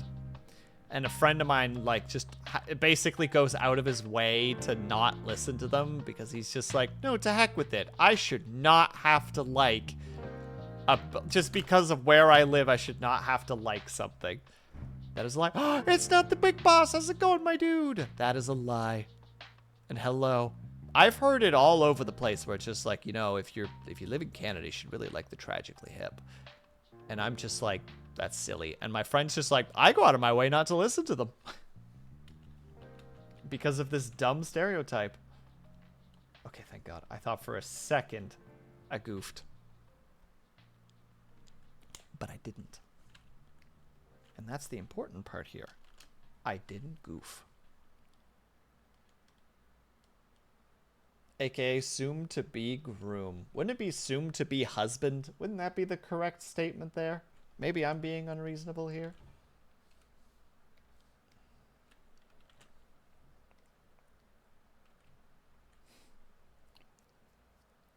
That's the government. Avatar gets what's really going on. He's like, no, you don't understand, man. It's the government. But also, yes, probably. Like, the Canadian government does go out of its way, or there is incentives to try and push towards stuff like that.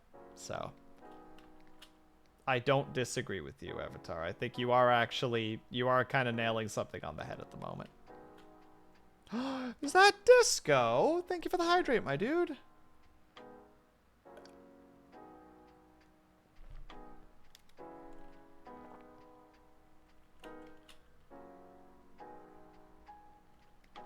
Yeah, no, there is definitely things in Canada that do the whole, like, promote Canadian stuff. Like, subsidies. Like, it was one of the reasons that I could get jobs way back in the day. If you were an animator, you had to be registered for a specific thing. So that you could give that to your boss and they could get, like, tax deductions or subsidies. I can't remember which one it was. For hiring Canadians. For Canadian projects. That was absolutely a thing.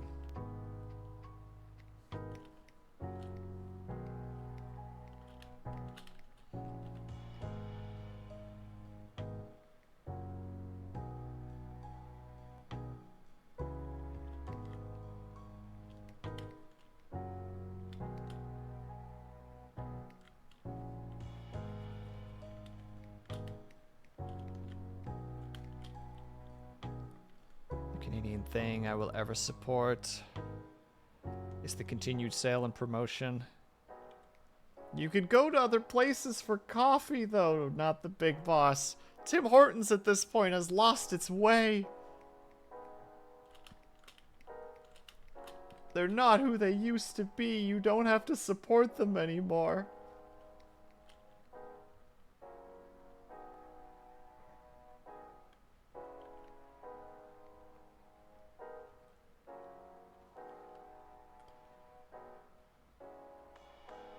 How you doing, by the way, Disco? I hope that your day has been treating you well so far. I think you popped in earlier, and I'm just good at derping and forgetting things, so I apologize. Hope that the day is treating you well, and that you're having a good Thursday so far. Does Tim Hortons hear a hoop?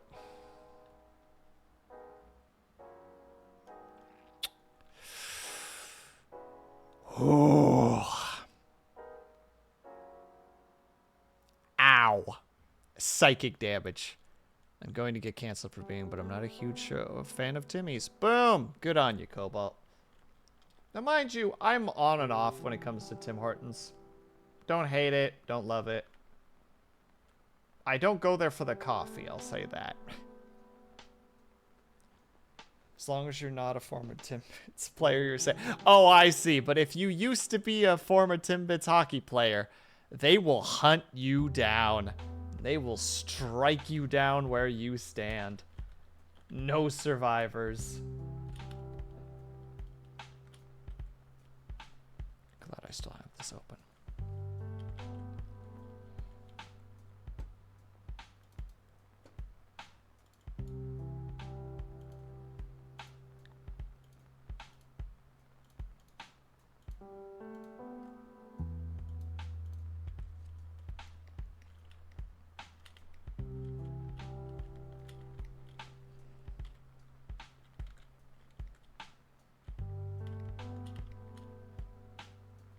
messages? Sorry, I used to be a former. You really not the big boss? I didn't know that.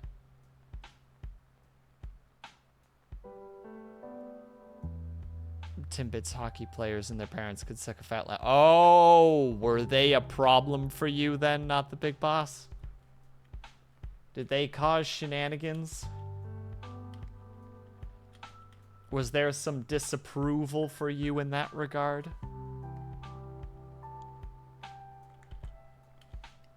Because I could see that.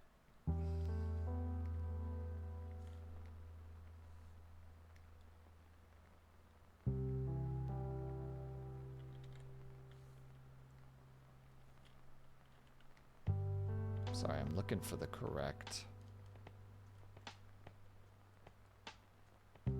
Prime Me. I haven't seen that name before. Welcome to the modern world, friend.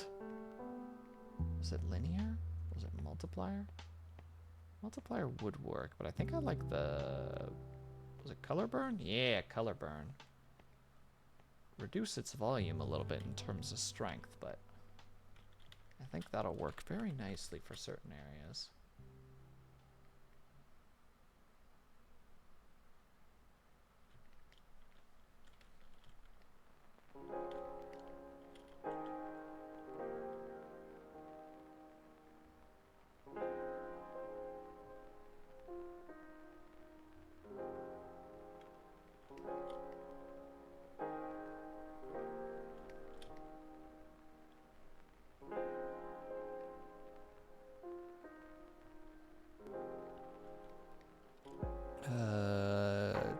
Timbits' moms or Karens before the word was used in such a way, and their kids were male genitalia.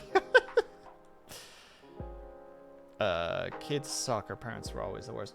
I was in sports for a while. Like, my mom was just like, look, you can't just be home all day. You need to go out and socialize and hang out with peeps. But, like, my mom was not one of those parents. She was a lot more like, look, I just want you to, you know, like, just go out and experience life a little bit. And I'm like, that's reasonable.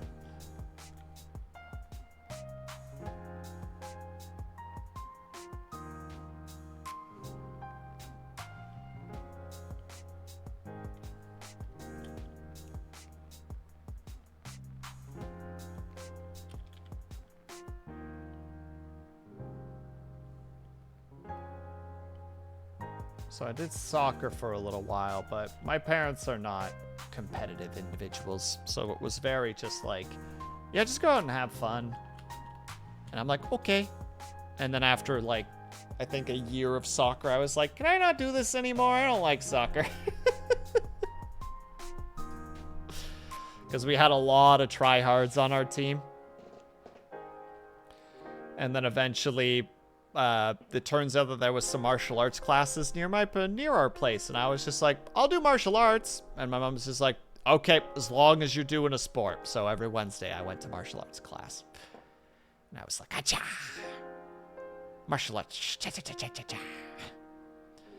Yeah, mine are the same way, or mine was the same way. She wanted me to have some human contact outside of school, so naturally I chose bowling. The least social sport. Like, wait, actually, Stitches? You did you do bowling as, like, a youngster? Was that your go-to? Because that's hilarious. Did you like martial arts? I loved martial arts. We had a great teacher who actually tried to teach us, like, practical skills. Because there were, like, a bunch of different people. Some of them were, like, middle-aged women who actually were just like, yeah, I just want to know how to protect myself.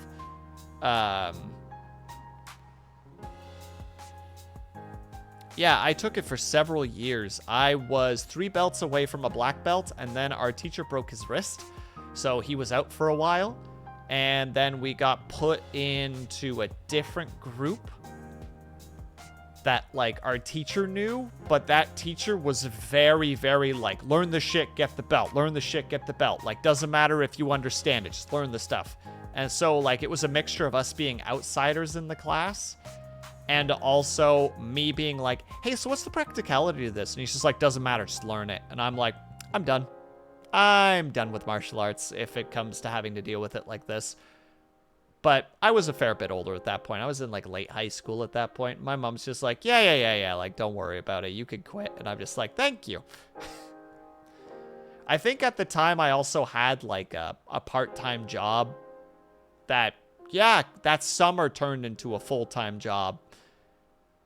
So like, yeah, I at that point didn't really have a lot of time for it and was being a dishwasher. So didn't have time for the martial arts anymore.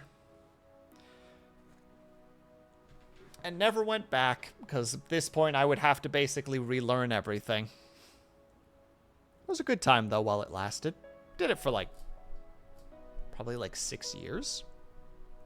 Yeah, probably, like, 6 years. Gonna head to bed? No problem at all, Brian. You have yourself a great night. Sleep well, and enjoy your Friday, and enjoy your weekend. After the Friday, of course, when Friday's done.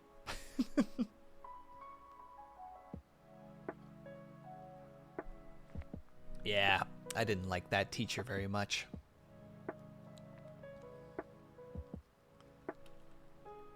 But c'est la vie, as the children say. Sometimes they say that. I don't think they say that very often, but every now and then they say it.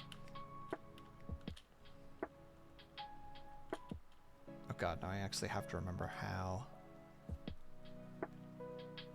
Yeah, so it went like this.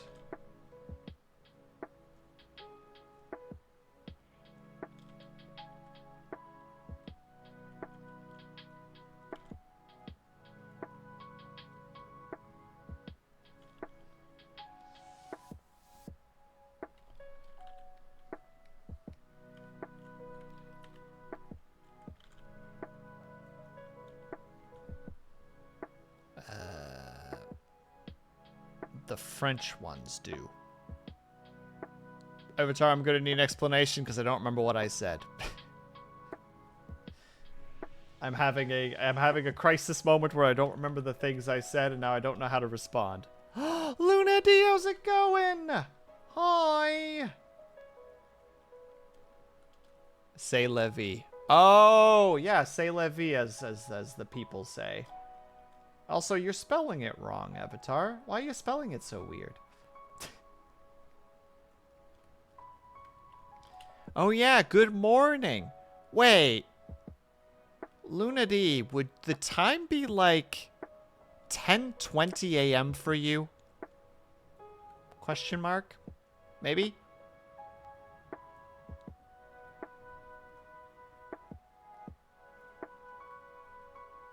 $9.20. Okay. Dang it, that gets even more complicated.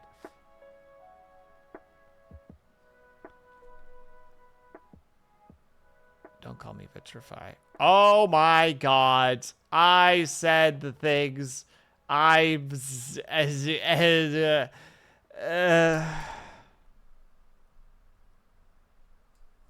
sorry, Vitrify, and I'm sorry, Avatar. I just see certain length names, and sometimes my brain's just like, yep, that makes sense. That's that. Don't call me Vitrify. I won't call you many things, and I definitely won't call you late to dinner. Ha ha! Ow! Nah, she's an hour behind me. Exactly. But now I have to remember, okay, so Lunity is switch the PM and AM and then add an hour, and then for Stitches, it's the same thing, but add 2 hours. That's complicated. As they say, why'd you have to go and make things so complicated? Blech. You know, I see the way you're acting like you're somebody else, and it's getting me really frustrated. You know? And life's like this, you. I don't remember how the rest of the song goes. And you fall, and you break, and you something, and you take what you get, and you turn it into honesty, you something, never gonna find me jaded. Ah! Oh, Lunity, for context, Stitches is an Australian boy. So, Maybe that explains the time zones a little bit more.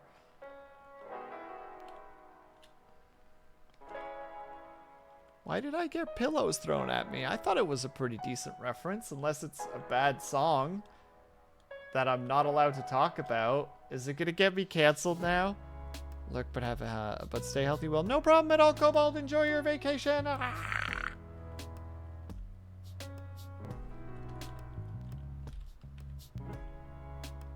I thank you for the redeems. I'll get to them in a second. And wait, that needs to be a little bit. No.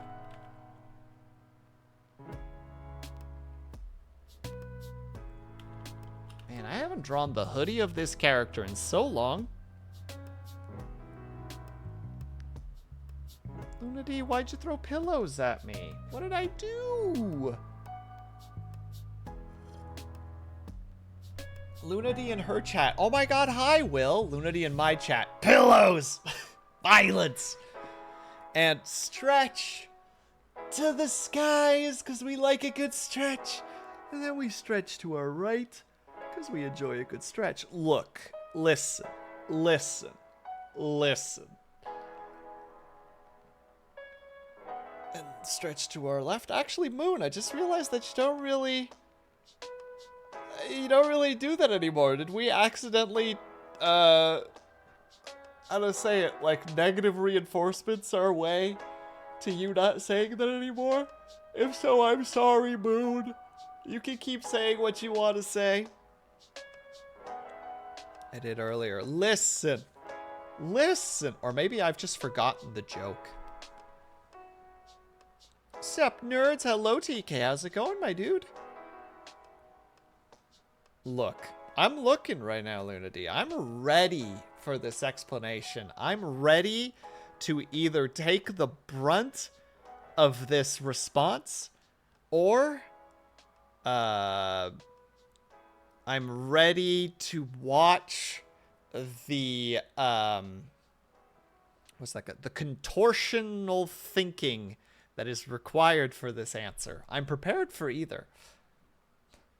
And let the words fall out. Why are we letting the words fall out, Vitrify? Because because throwing bricks is illegal.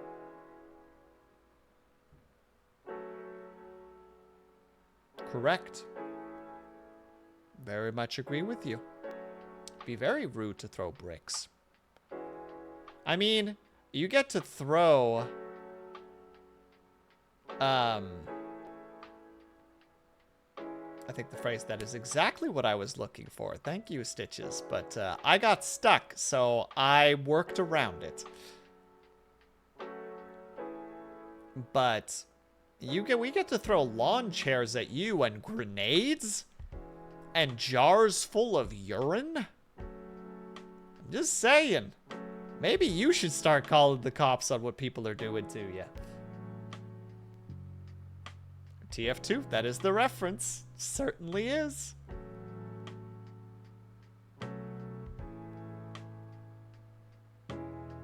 I just don't remember what it's called anymore. Jarate, I think is what it is. J-A-R-A-K or A-T-E. I'm pretty sure the redeem is the smash of glass, and then the sound of the sniper cackling. We'll get the listenings again. We'll get the listenings again. I'm so confused. I need to pay more attention to the words that I'm saying, because I'm not paying a great deal of attention right now, even though I should be. It's very easy for me to play Melty Blood. First of all, hello, Pavlov. Second of all, Melty Blood, question mark. That's been mentioned before, and I don't remember I don't know what the reference is. Third, hi.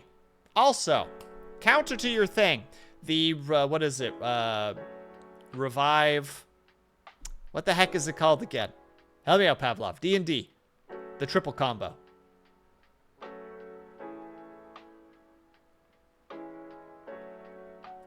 Damn it, I meant to be preparing, but now I want to make a throwable brick to knock myself out. Don't do it. You go prep. Put it on the list of things that you gotta do later. Melty Blood is the game. I didn't know that. This is new. I don't know this character at all, Pavlov. I decided on a whim to just draw myself like them. I know nothing about them besides that they either say Garenye or Barenye. I don't know if it's a B or a G. Somebody said that it was a Q, so that I don't know what way is up. I'm lost and I don't know where I live.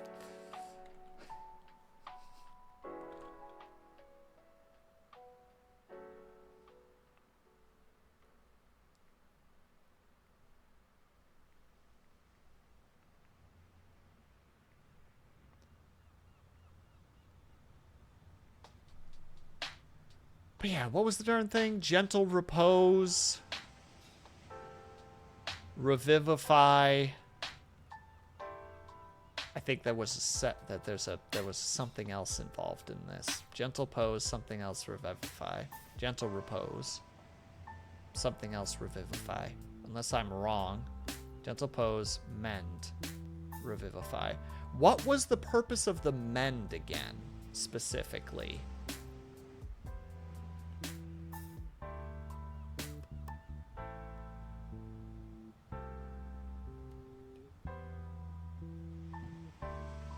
Heal limbs or things that are broken. Ah, so the idea is the concept that the body, once its soul has been removed, becomes an object and therefore mend.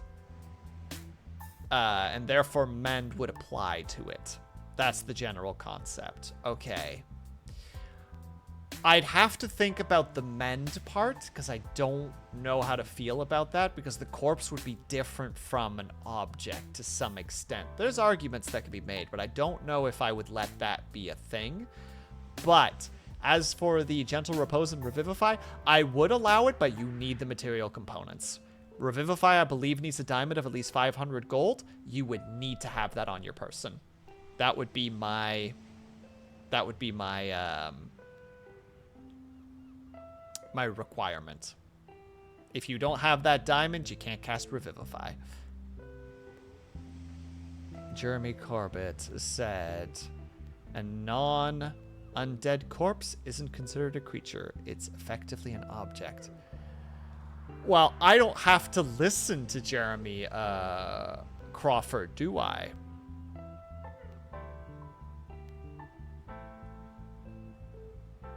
At the end of the day, it's at the DM's discretion.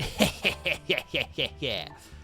But also, if it's just for the purpose of mending, would you be looking at it from a mending perspective, similar to how you can cast mend on a construct, much like the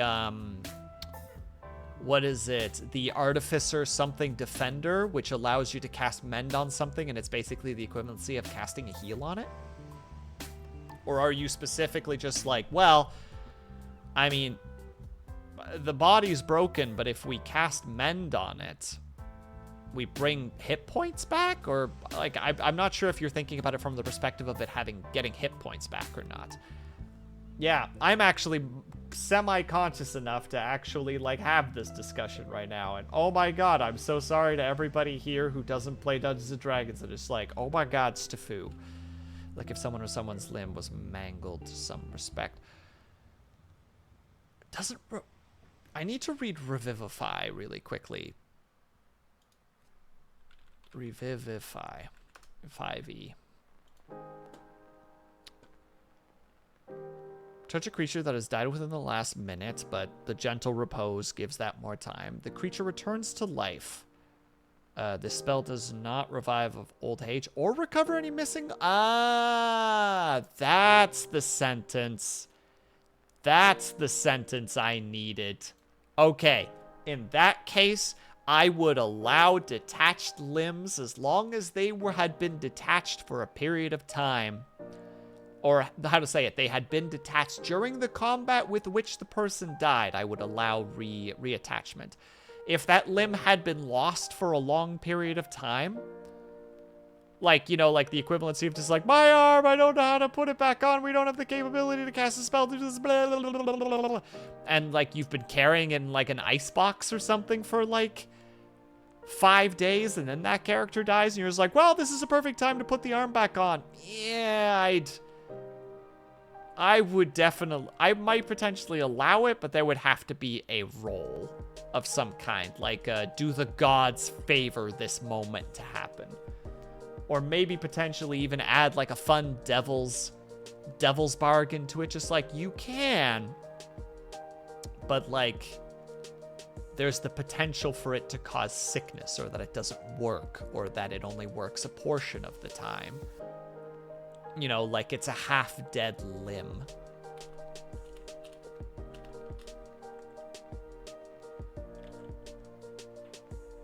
I think that's how I would approach it, at least.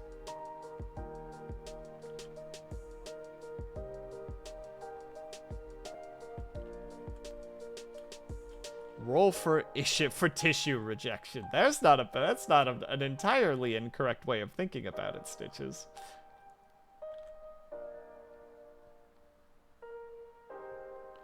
That being said, though, after reading, if you lose the arm, you immediately kill the person. Gentle. If you lose the arm, you immediately kill the person. Gentle repose. Arm back on. I would allow that. I think I would allow that, Pavlov, without any real hesitations. But it would have to... How to say it? Hold on. Hold on.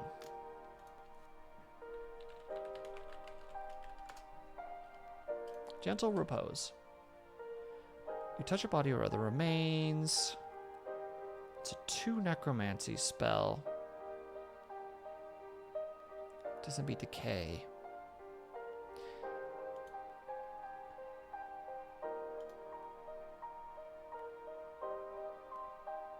An arm is an arm. I might... Unless they can't get that Revivify off right away, I might demand that the Gentle Repose does not affect the arm unless they cast it a second time. I think that would be my counter.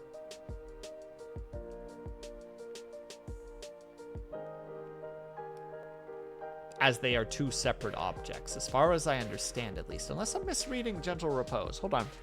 Let me read it again. I'm sorry, everyone, for this this sudden detour.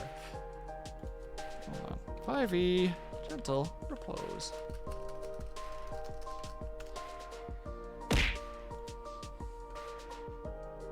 Who doth throw pillows at me? Hello, not the big boss. What's going on?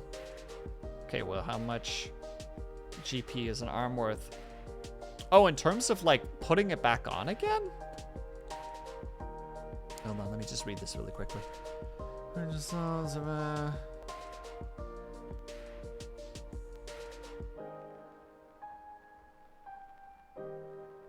For the duration, the target, you may, you touch a corpse or other remains. I guess I would allow it to be part of the same thing. Lay the arm over it kind of idea. Just however, when a spell says item worth X.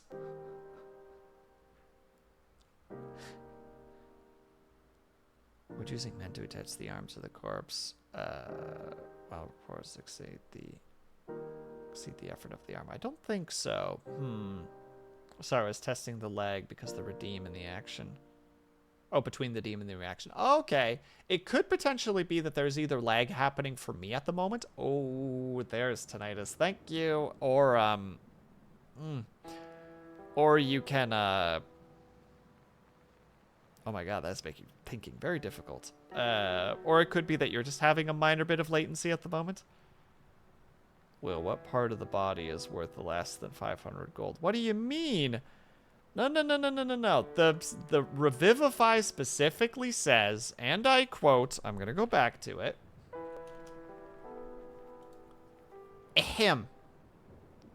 Oh, sorry, it's specifically, you require a diamond worth 300 gold, which the spell consumes.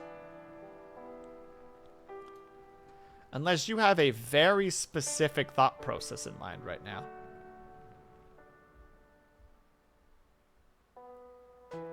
Twitch affiliate priority wows. Wows? Wows? Sorry, I'm having a lot of ear ringing in my ear right now. This isn't about Revivify. What are you thinking then, Pavlov? I require more information.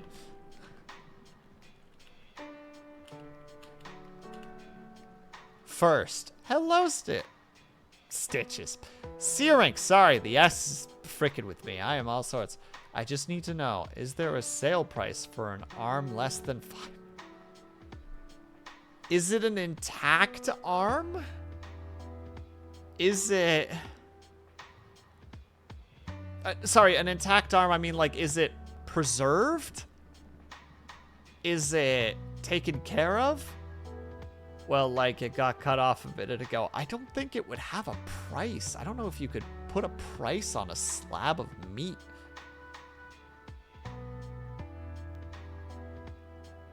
I mean, you could, but...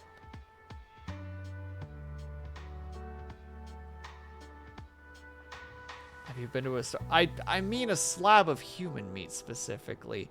If it's just meat, it's like 1 gold piece. What is the thought process here, Pavlov? Are you looking to be like, well, how about instead of putting the arm back on, we instead take it and we sell it? I need an answer before I reveal. No, I need the information before you tell me, because I need to understand what the concept behind this is.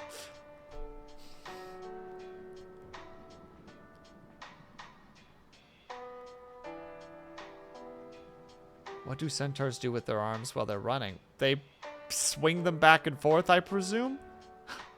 Actually, no, they wouldn't have to. Because, like, a centaur archer is there's a reason that they're dangerous. Is because they can move very fast and they're capable of still using their arms in the process. So they're actually very good at, like, hit and run tactics. Centaurs are actually, like, quite dangerous when it comes to range. Because they're basically, at that point, like the old Mongolian style. Kill player, cut off arm. Duplicate? Duplicate. Wait, duplicate? What do you mean duplicate?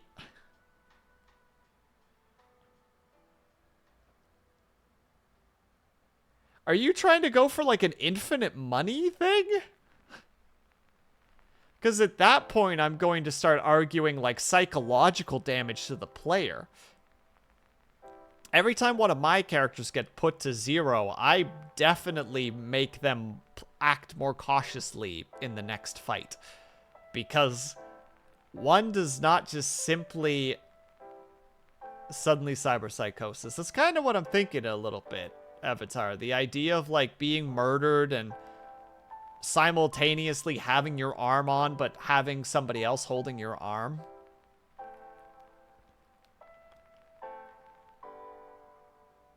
I trade psychological damage for 2 extra arms. No, it's planned. It doesn't matter if it's planned.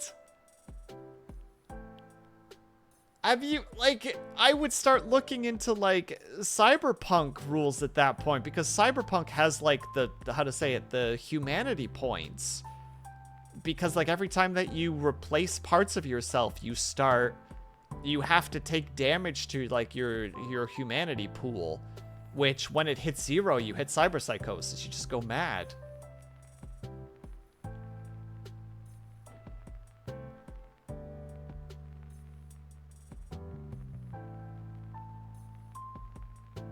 I'm not sure, Syrinx. That's a very complicated question.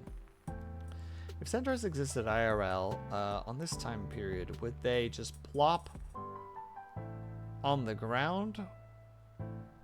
Or wipe? If so, can they even reach? This is too complicated of a question for me. Kill player, cut off arms, duplicate, duplicate, duplicate, mend. Now a 6-armed player.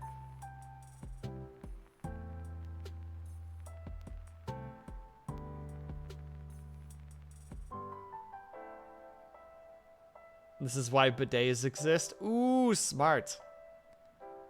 I thought this was a money-making plot. Now enter town of predominantly undead. Sell duplicate arms and legs to butcher shop. Bail with cash. I hate this idea. I hate the idea just because I specifically hate the idea because I don't care if you're just like, boom, arms. You don't have the bodily structure to functionally do the 4 or 6 arm thing.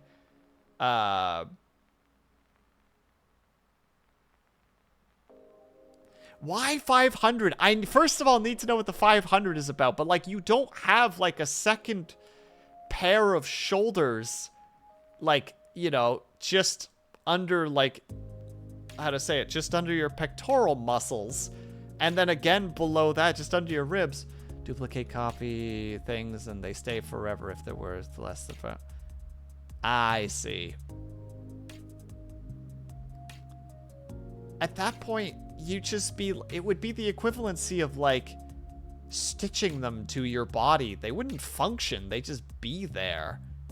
I'd pose penalties on you because you just have like these things dangling on your body that are not functional by any stretch of the imagination. They're attached, but that's all they are. Also, you need like entire like circulatory systems and like it doesn't just like mend is not this insane capability that just like produces brand new things. Transmogrification. Pavlov is like, I will make this work. And I would just be like, I just won't allow this. Like, I'm sorry. Like, I just wouldn't let this be a thing. You would need to really convince me on things, and also your heart wouldn't support the additional blood flow. Boom, exactly. Literally exact person of transmogrification. Let me look up transmogrification then. I'm never gonna get this art done because I'm fighting with Pavlov.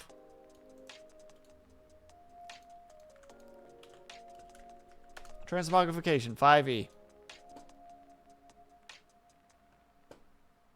Level 7. Okay, so first of all, this is a crazy high level spell.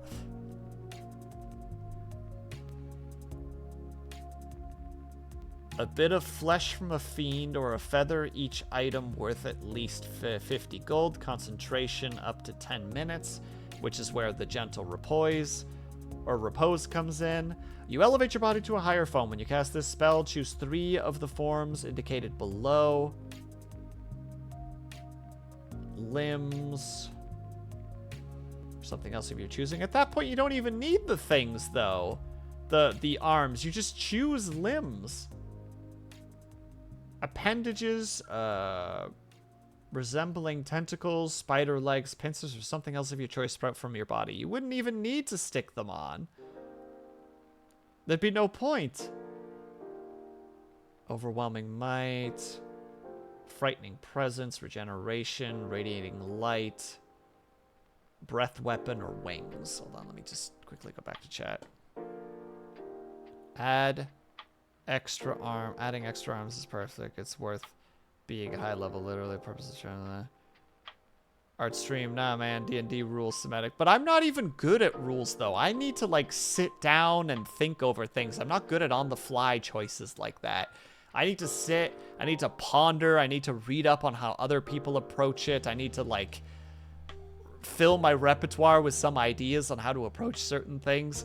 Regardless, at that point, why would you not just use transmogrification? It would do everything that you would want it to do, minus having to die.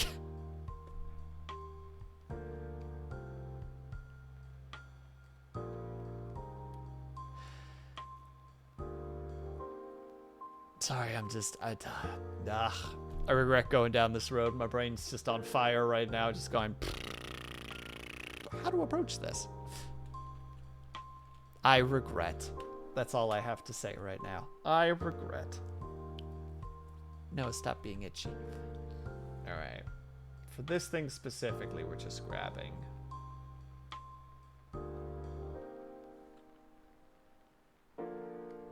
Oh wait, that needs to be...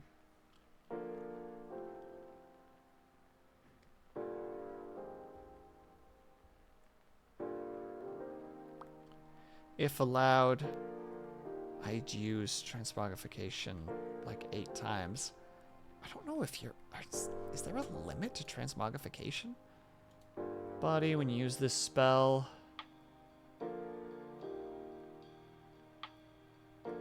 Oh, while the spell lasts. Ah, it's only worth 10 minutes and it has concentration. That's the problem with transmogrification. It's not a permanent thing. It lasts for 10 minutes. While the spell lasts, you can use a bonus action to exchange one of your choices for an unusual one, or for an unused one, or to make a new choice when the current one ends. The spell ends when the duration exceeds, or when you expel all of the available uses of the third form. Uses of the third form you adopt. Okay, so you can do up to 3 times changes on yourself with this spell. Oh, this is a completely different thing? Goodness gracious. Goodness gracious.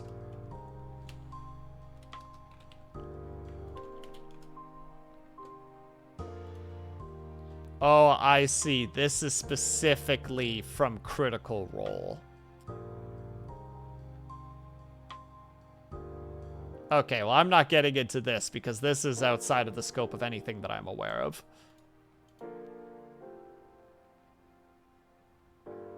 Didn't realize it was Critical. Yeah, I'm gonna dust my hands off that topic because I don't watch Critical Role, so I have no idea about any of that stuff. That's outside of my wheelhouse.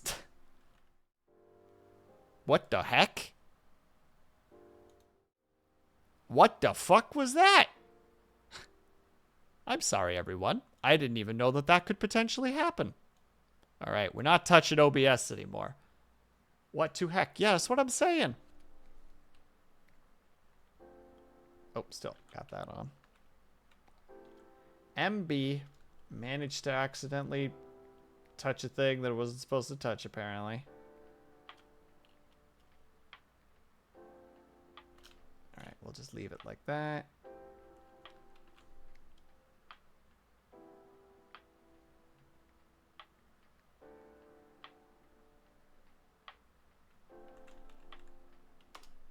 I'll accept this. D.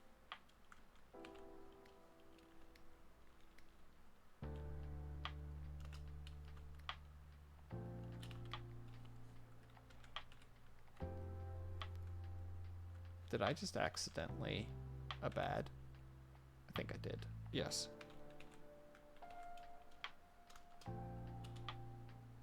Why did we teleport to that? I have some extra things that I use specifically for recording stuff, and for some reason when I tried to hit M, because I was trying to get the whatever the heck that tool is called, the selection area, it flung us there. Okay, never mind. Use true polymorph and hold it for 1 hour, and it's permanent true polymorph into me, but with 6 arms. Okay, well that I will allow, because I'm pretty sure that is allowed when it comes to polymorph.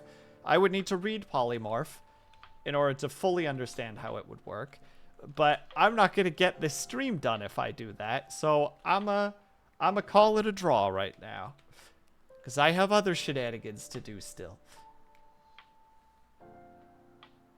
Oh, heckity. Wait, heckity frickity. How bad did I fuck this up? Okay, I didn't fuck anything up. I'm just dumb. There.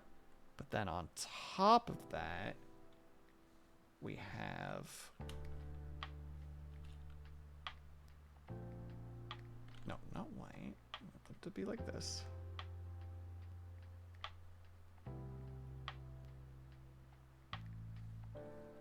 There.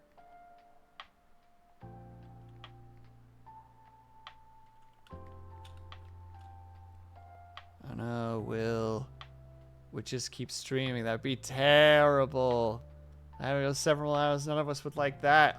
That's what I'm saying, Pavlov. See, you're finally getting what's going on here.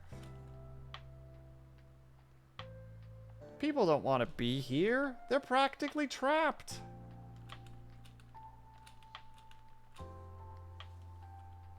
And that's not good. We can't be doing that to people.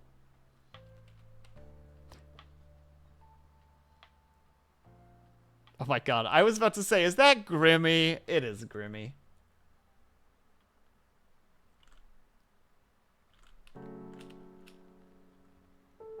Big. No.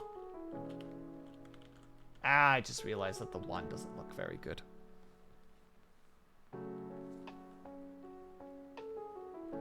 What was the button again? That's the button. No, don't lopside. See? Avatar gets it. He's here against his will. He doesn't want to be here. He has other things to do with his life.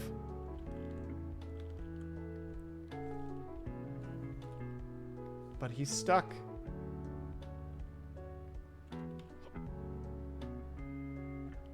Ooh, what is this tune? Against my will. Oh goodness, here we go. Here we go.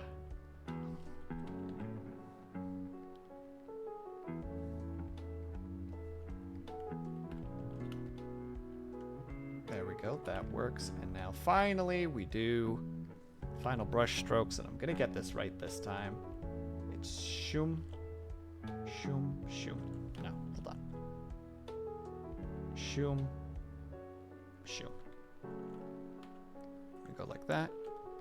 Transfer it over.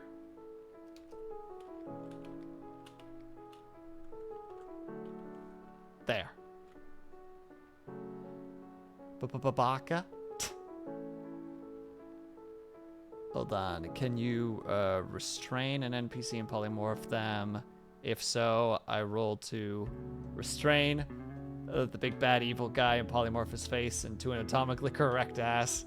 He's not blind and breathes through his butthole, which makes fart noises constantly.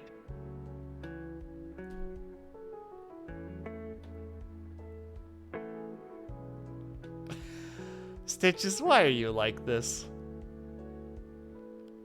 You don't need to restrain him. Just have him fail the wisdom saving throw. Or have him unconscious. I believe technically if you're unconscious, you fail certain saves, don't you? Or can you still do a wisdom saving throw against a polymorph spell when you're unconscious? I suppose that it doesn't technically require you to be conscious in order to do, but I'm not sure.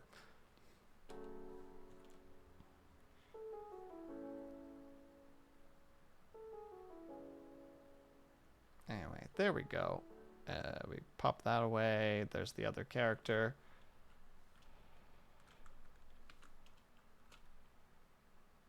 I don't know why this thing is so particularly large. Oh, I know why it's so large.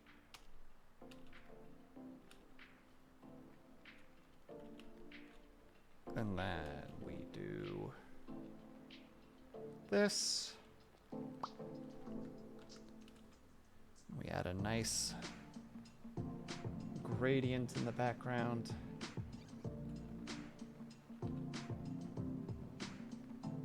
Do the gradient that we normally do. No, not the circle. I didn't want nothing to do with the circle. Not this one. Maybe I do want the circle now that I'm seeing this. No, doesn't work. If we split the canvas in half. Nope, still doesn't work.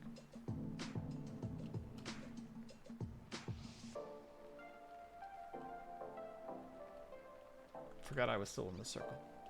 Embarrassing. Ah.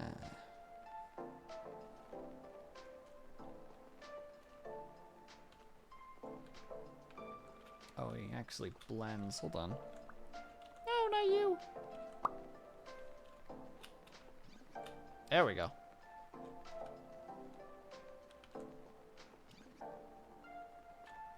There you go. Art submission. Perfect. Did it. 3 hours, too. Actually kind of surprised. Well, let me read all this stuff. I'll keep this knowledge tucked away for a suitable occasion. You're gonna be one of the people I see on Angry DM YouTube videos of the people polymorphs to be into a frog and step on them. Nah, nah, nah, nah, nah. You do the silly shit after you win the proper fight. Oh, I see. You beat them down, and when you decide to ultimately spare their life, it's just like, but don't think you can walk away unscathed. True polymorph.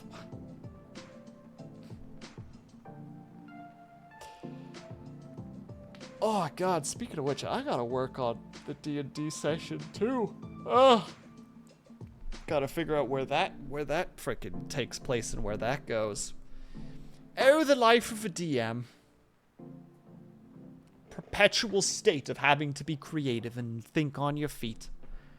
But there you go, everybody. We finished our week. One more time. I apologize that we're compressing our week so much and that we didn't have a very long stream yesterday. I feel like I was going to say something there, and then I immediately forgot. Haha. Haha. I am very smart, you see.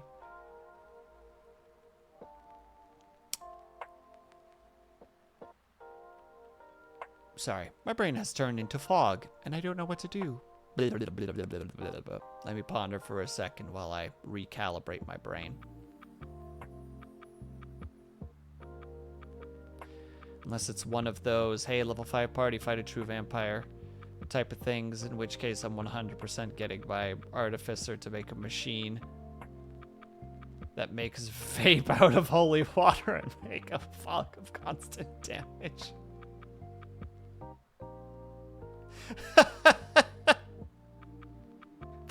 I like that, Stitches. That's funny.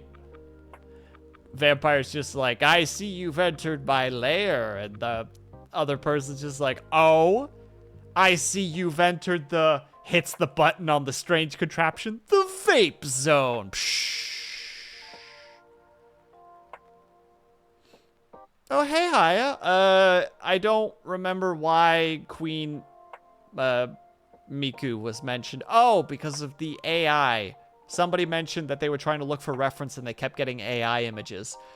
And then someone said, I look forward to seeing the AI overlords, or to seeing and worshiping the AI overlords. And then Bells proclaimed that they would follow Queen Miku into battle. And now we're talking about polymorph in D&D.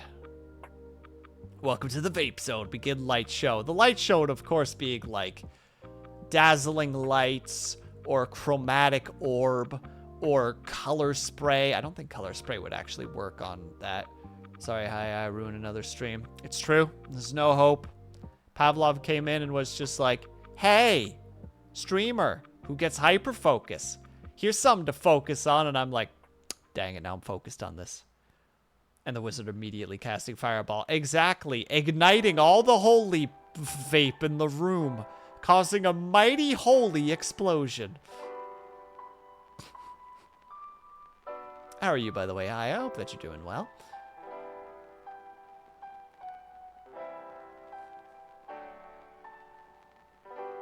Ban Avatar.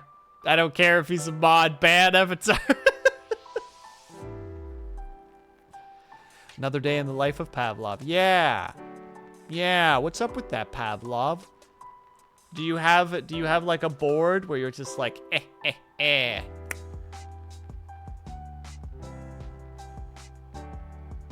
Oh, that one I would absolutely allow, Pavlov, but it would be, how to say, it would be a situation where they would be allowed to make a dexterity saving throw to avoid the, like, the actual grease, you know, because I imagine it kind of coming out as like a big glob of stuff. So they have the potential to avoid being covered in it, but they are still standing in it. You know what I mean? It covers an area, true, and I don't disagree with you, but I feel like it doesn't come out as like a blob. It comes out as like it covers a 10 by 10 foot area, not fully, but like it's not like completely covered, you know? It's got like patches of fire that's enough that you can't stand anywhere safely. That's how I would approach it, at least. And the dexterity saving throw would not just be in the sense of, like, they nimbly move aside. Like, it could be legitimately that they, like, you know, like, throw a cloak over themselves to, like, cover the grease and then just, like, kind of cast the robe aside, like, or cast the cloak aside, like that kind of an idea. I use acid spray, okay. Okay, so roll straight into his eyes, blinding him. That's not how that spell works. It comes out of my hand, right? And acid hurts eyes. Oh my god, Pavlov, you are I can see that you would be an annoyance. Literally 2 feet in front of him. My counter to that is that the thing is traveling, and human beings have a tendency to flinch at stuff that comes towards their eyes. So chances are you'd hit the side of the head rather than the eyes themselves. I grapple him and then use it next turn. Ooh, I don't remember the grappling rules too well, so I can't respond specifically to that. But I've played with people like you before, and most of the time those people are pains in the asses because they turn into murder. They're usually, how to say it, murder hobos in disguise. Like, they've got the, what is it? There's a person I played with before that had the character named Harkin of Disproportionate Retribution. And he was a pain in the ass to play with because, he, you know, the slightest infraction would result in people losing limbs, and I was just really invested in the world. I don't know if you're being honest or not, or if you're just being a bum. This reminds me of the transmute liquids, where one guy used to create, which one guy used to create a nuke-sized alkaline metal explosion by turning the surface of a lake into potassium and sodium.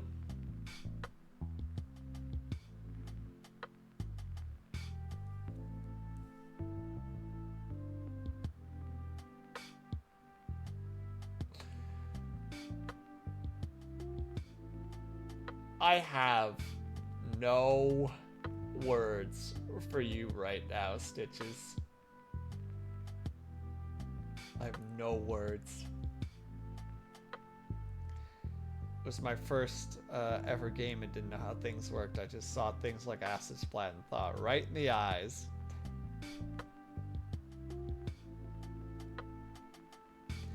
I see your thought process. Don't get me wrong. Hold on, I need to move my microphone because I want to keep resting on my hand because I'm trying to approach this sensibly from a D&D perspective. Reasonable assumption, I think you'd think by standard logic that you'd be able to aim it. Why stop there? A fulcrum or francium or francium makes a bigger explosion and is radioactive. Oh, good God. Ugh. The neutral evil characters, I see. The character was only an elementary chemist, so he only knew about simple elements. At least that's the case. I can at least accept that. That they learn this stuff. That I can get behind.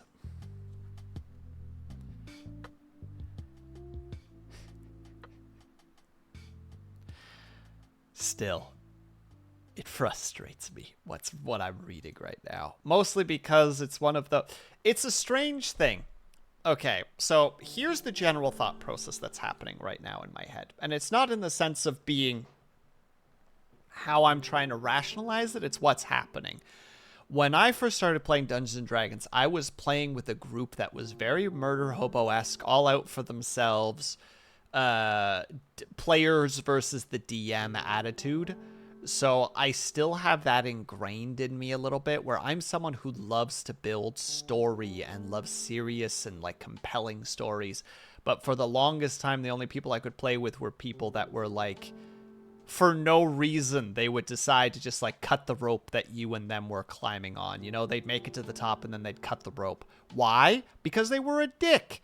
Not even the player, not even the character, the player was a dick. Up until that point, they'd been fighting side by side, and suddenly they're just like, yeah, we're trying to escape this area. You know, cut the rope. Why? I don't know. But it's like, oh, your character's got broken legs at the bottom now, and this area's covered in monsters, so you're dead. Congratulations, make a new character. And it's just so, like, in my head, there's still this, like... But, like, the players in turn would do that too, right? Like, if a DM had any characters that they had any connection to, the players would find a way to try and kill them. So, like, I still have that in the back of my head. Where there's just, like, a... No, you're trying to purposefully destroy all the work that I've done.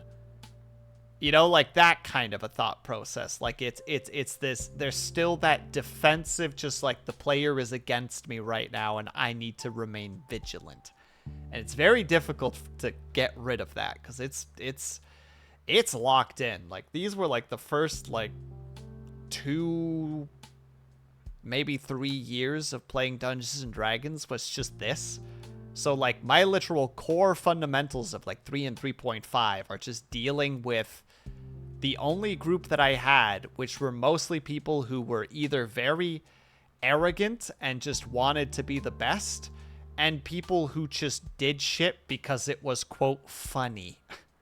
So I gotta deal with that shenanigan. I still have that stuff occasionally. So when I read stuff like that, Pavlov, it's not me attacking you specifically. It's those preconceptions that are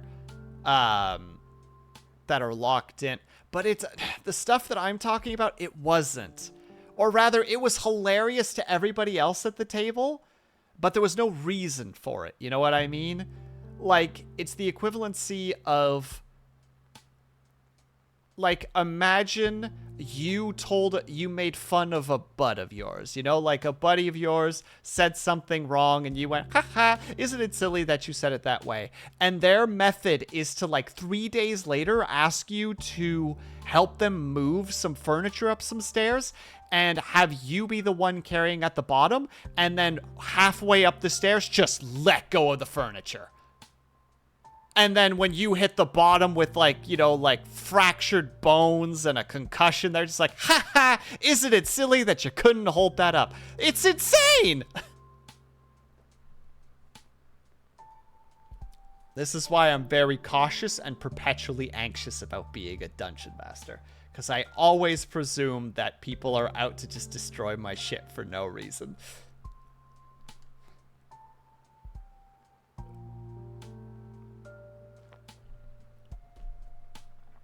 But it's the same thought process, though, Pavlov. What I mean to say is imagine that scenario, but the first half was in real life, and the second half was in the game. You know, there's that whole people can't leave their baggage at the door, which is what I say at the beginning of my games. It's just like, we're here to have fun. Don't talk over anybody. Leave your baggage at the door. Like, we're not here to use our characters to drive punishment to other people should they have somehow wronged you, no matter how big or small. That shit does not fly with me because it's not a good time. Like, if the characters are bickering and one of them kicks the others in the shin and it, like, is called for in that moment, haha, hee hee, sure. But if a character gets, like, if a player gets, like, kind of mocked for doing something wrong in the game, or even just perceives somebody as mocking, and then decides the best way to respond is to bring all the other characters into a room and cast Fireball on themselves, that's not a good time for anybody. That's dumb. All the work that people put into those characters, and you're just being a petty little prick? Sorry, I'm clearly tapping into something that I didn't realize was as deep as I thought it was. We're going to stop talking about that, and we're just going to move on to the farewells. The heck? One moment. Strobe lights? No? Where's the thunderstorms coming in early? One moment, please. I'm potentially being caught off guard with an unexpected thunderstorm. Oh, wow, that got moved forward. I'm not happy about that. I was gonna go get food today. Stroopwafel.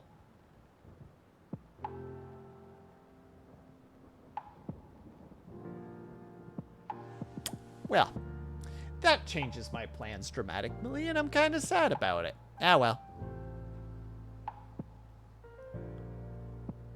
You said stroopwafel like a curse? I am cursing, because I was going to go and get some food. I was going to go across the street to the grocery store, but, I have an innate fear of thunderstorms, and it's starting to flash outside, so... Nope. Was that thunder in the background? It is, but it's the music specifically, Stitches. Alright. Let's go see who we can raid.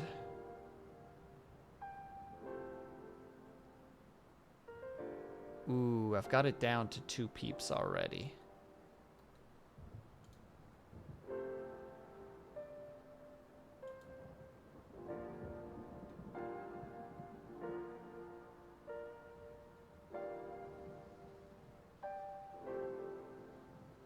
Wait, what the heck?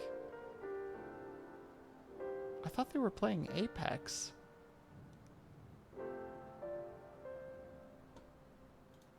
Yeah, I have many confusion. Hold on. Regardless. Oh no, I hope the storm passes fast. It's gonna be 3 hours at least according to my phone at the moment. And it's like, it's fine. It's how it is. I'll just ignore it until then. I just was really like, yeah, after stream I'm gonna go get some stuff. Time to Uber your groceries. Never. Literally never. I either go get groceries myself or I don't get groceries. There is do or do not. There is no other alternative. There go. Halo/Apex? Or yeah. Yakuza 4. Oh, wait, hold on, let me check one more time.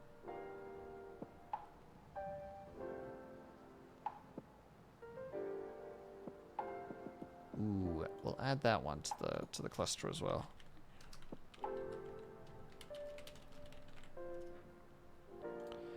Alright, you got 1 minute, boys and girls. Time to Uber some Popeyes. Yeah, Popeyes is there, and I can't get to it because there's a thunderstorm, and I don't Uber stuff. I never Uber stuff. I'm not willing to pay a bunch of extra money when I could just get off my lazy ass and go for a walk.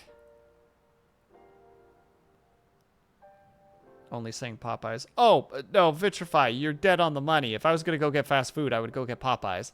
The other place I would like to go to, which is a poutine place that I can't say because it would potentially dox me, is quite a bit away, unfortunately. So I can't...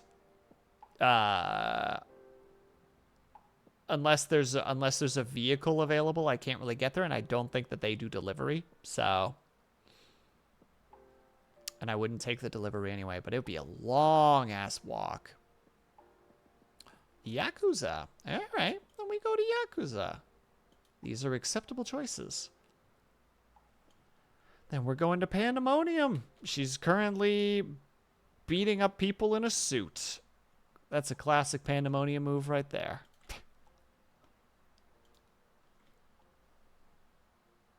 Uber is expensive. Yeah, especially when the walk from my place to the place that I would need to go is like...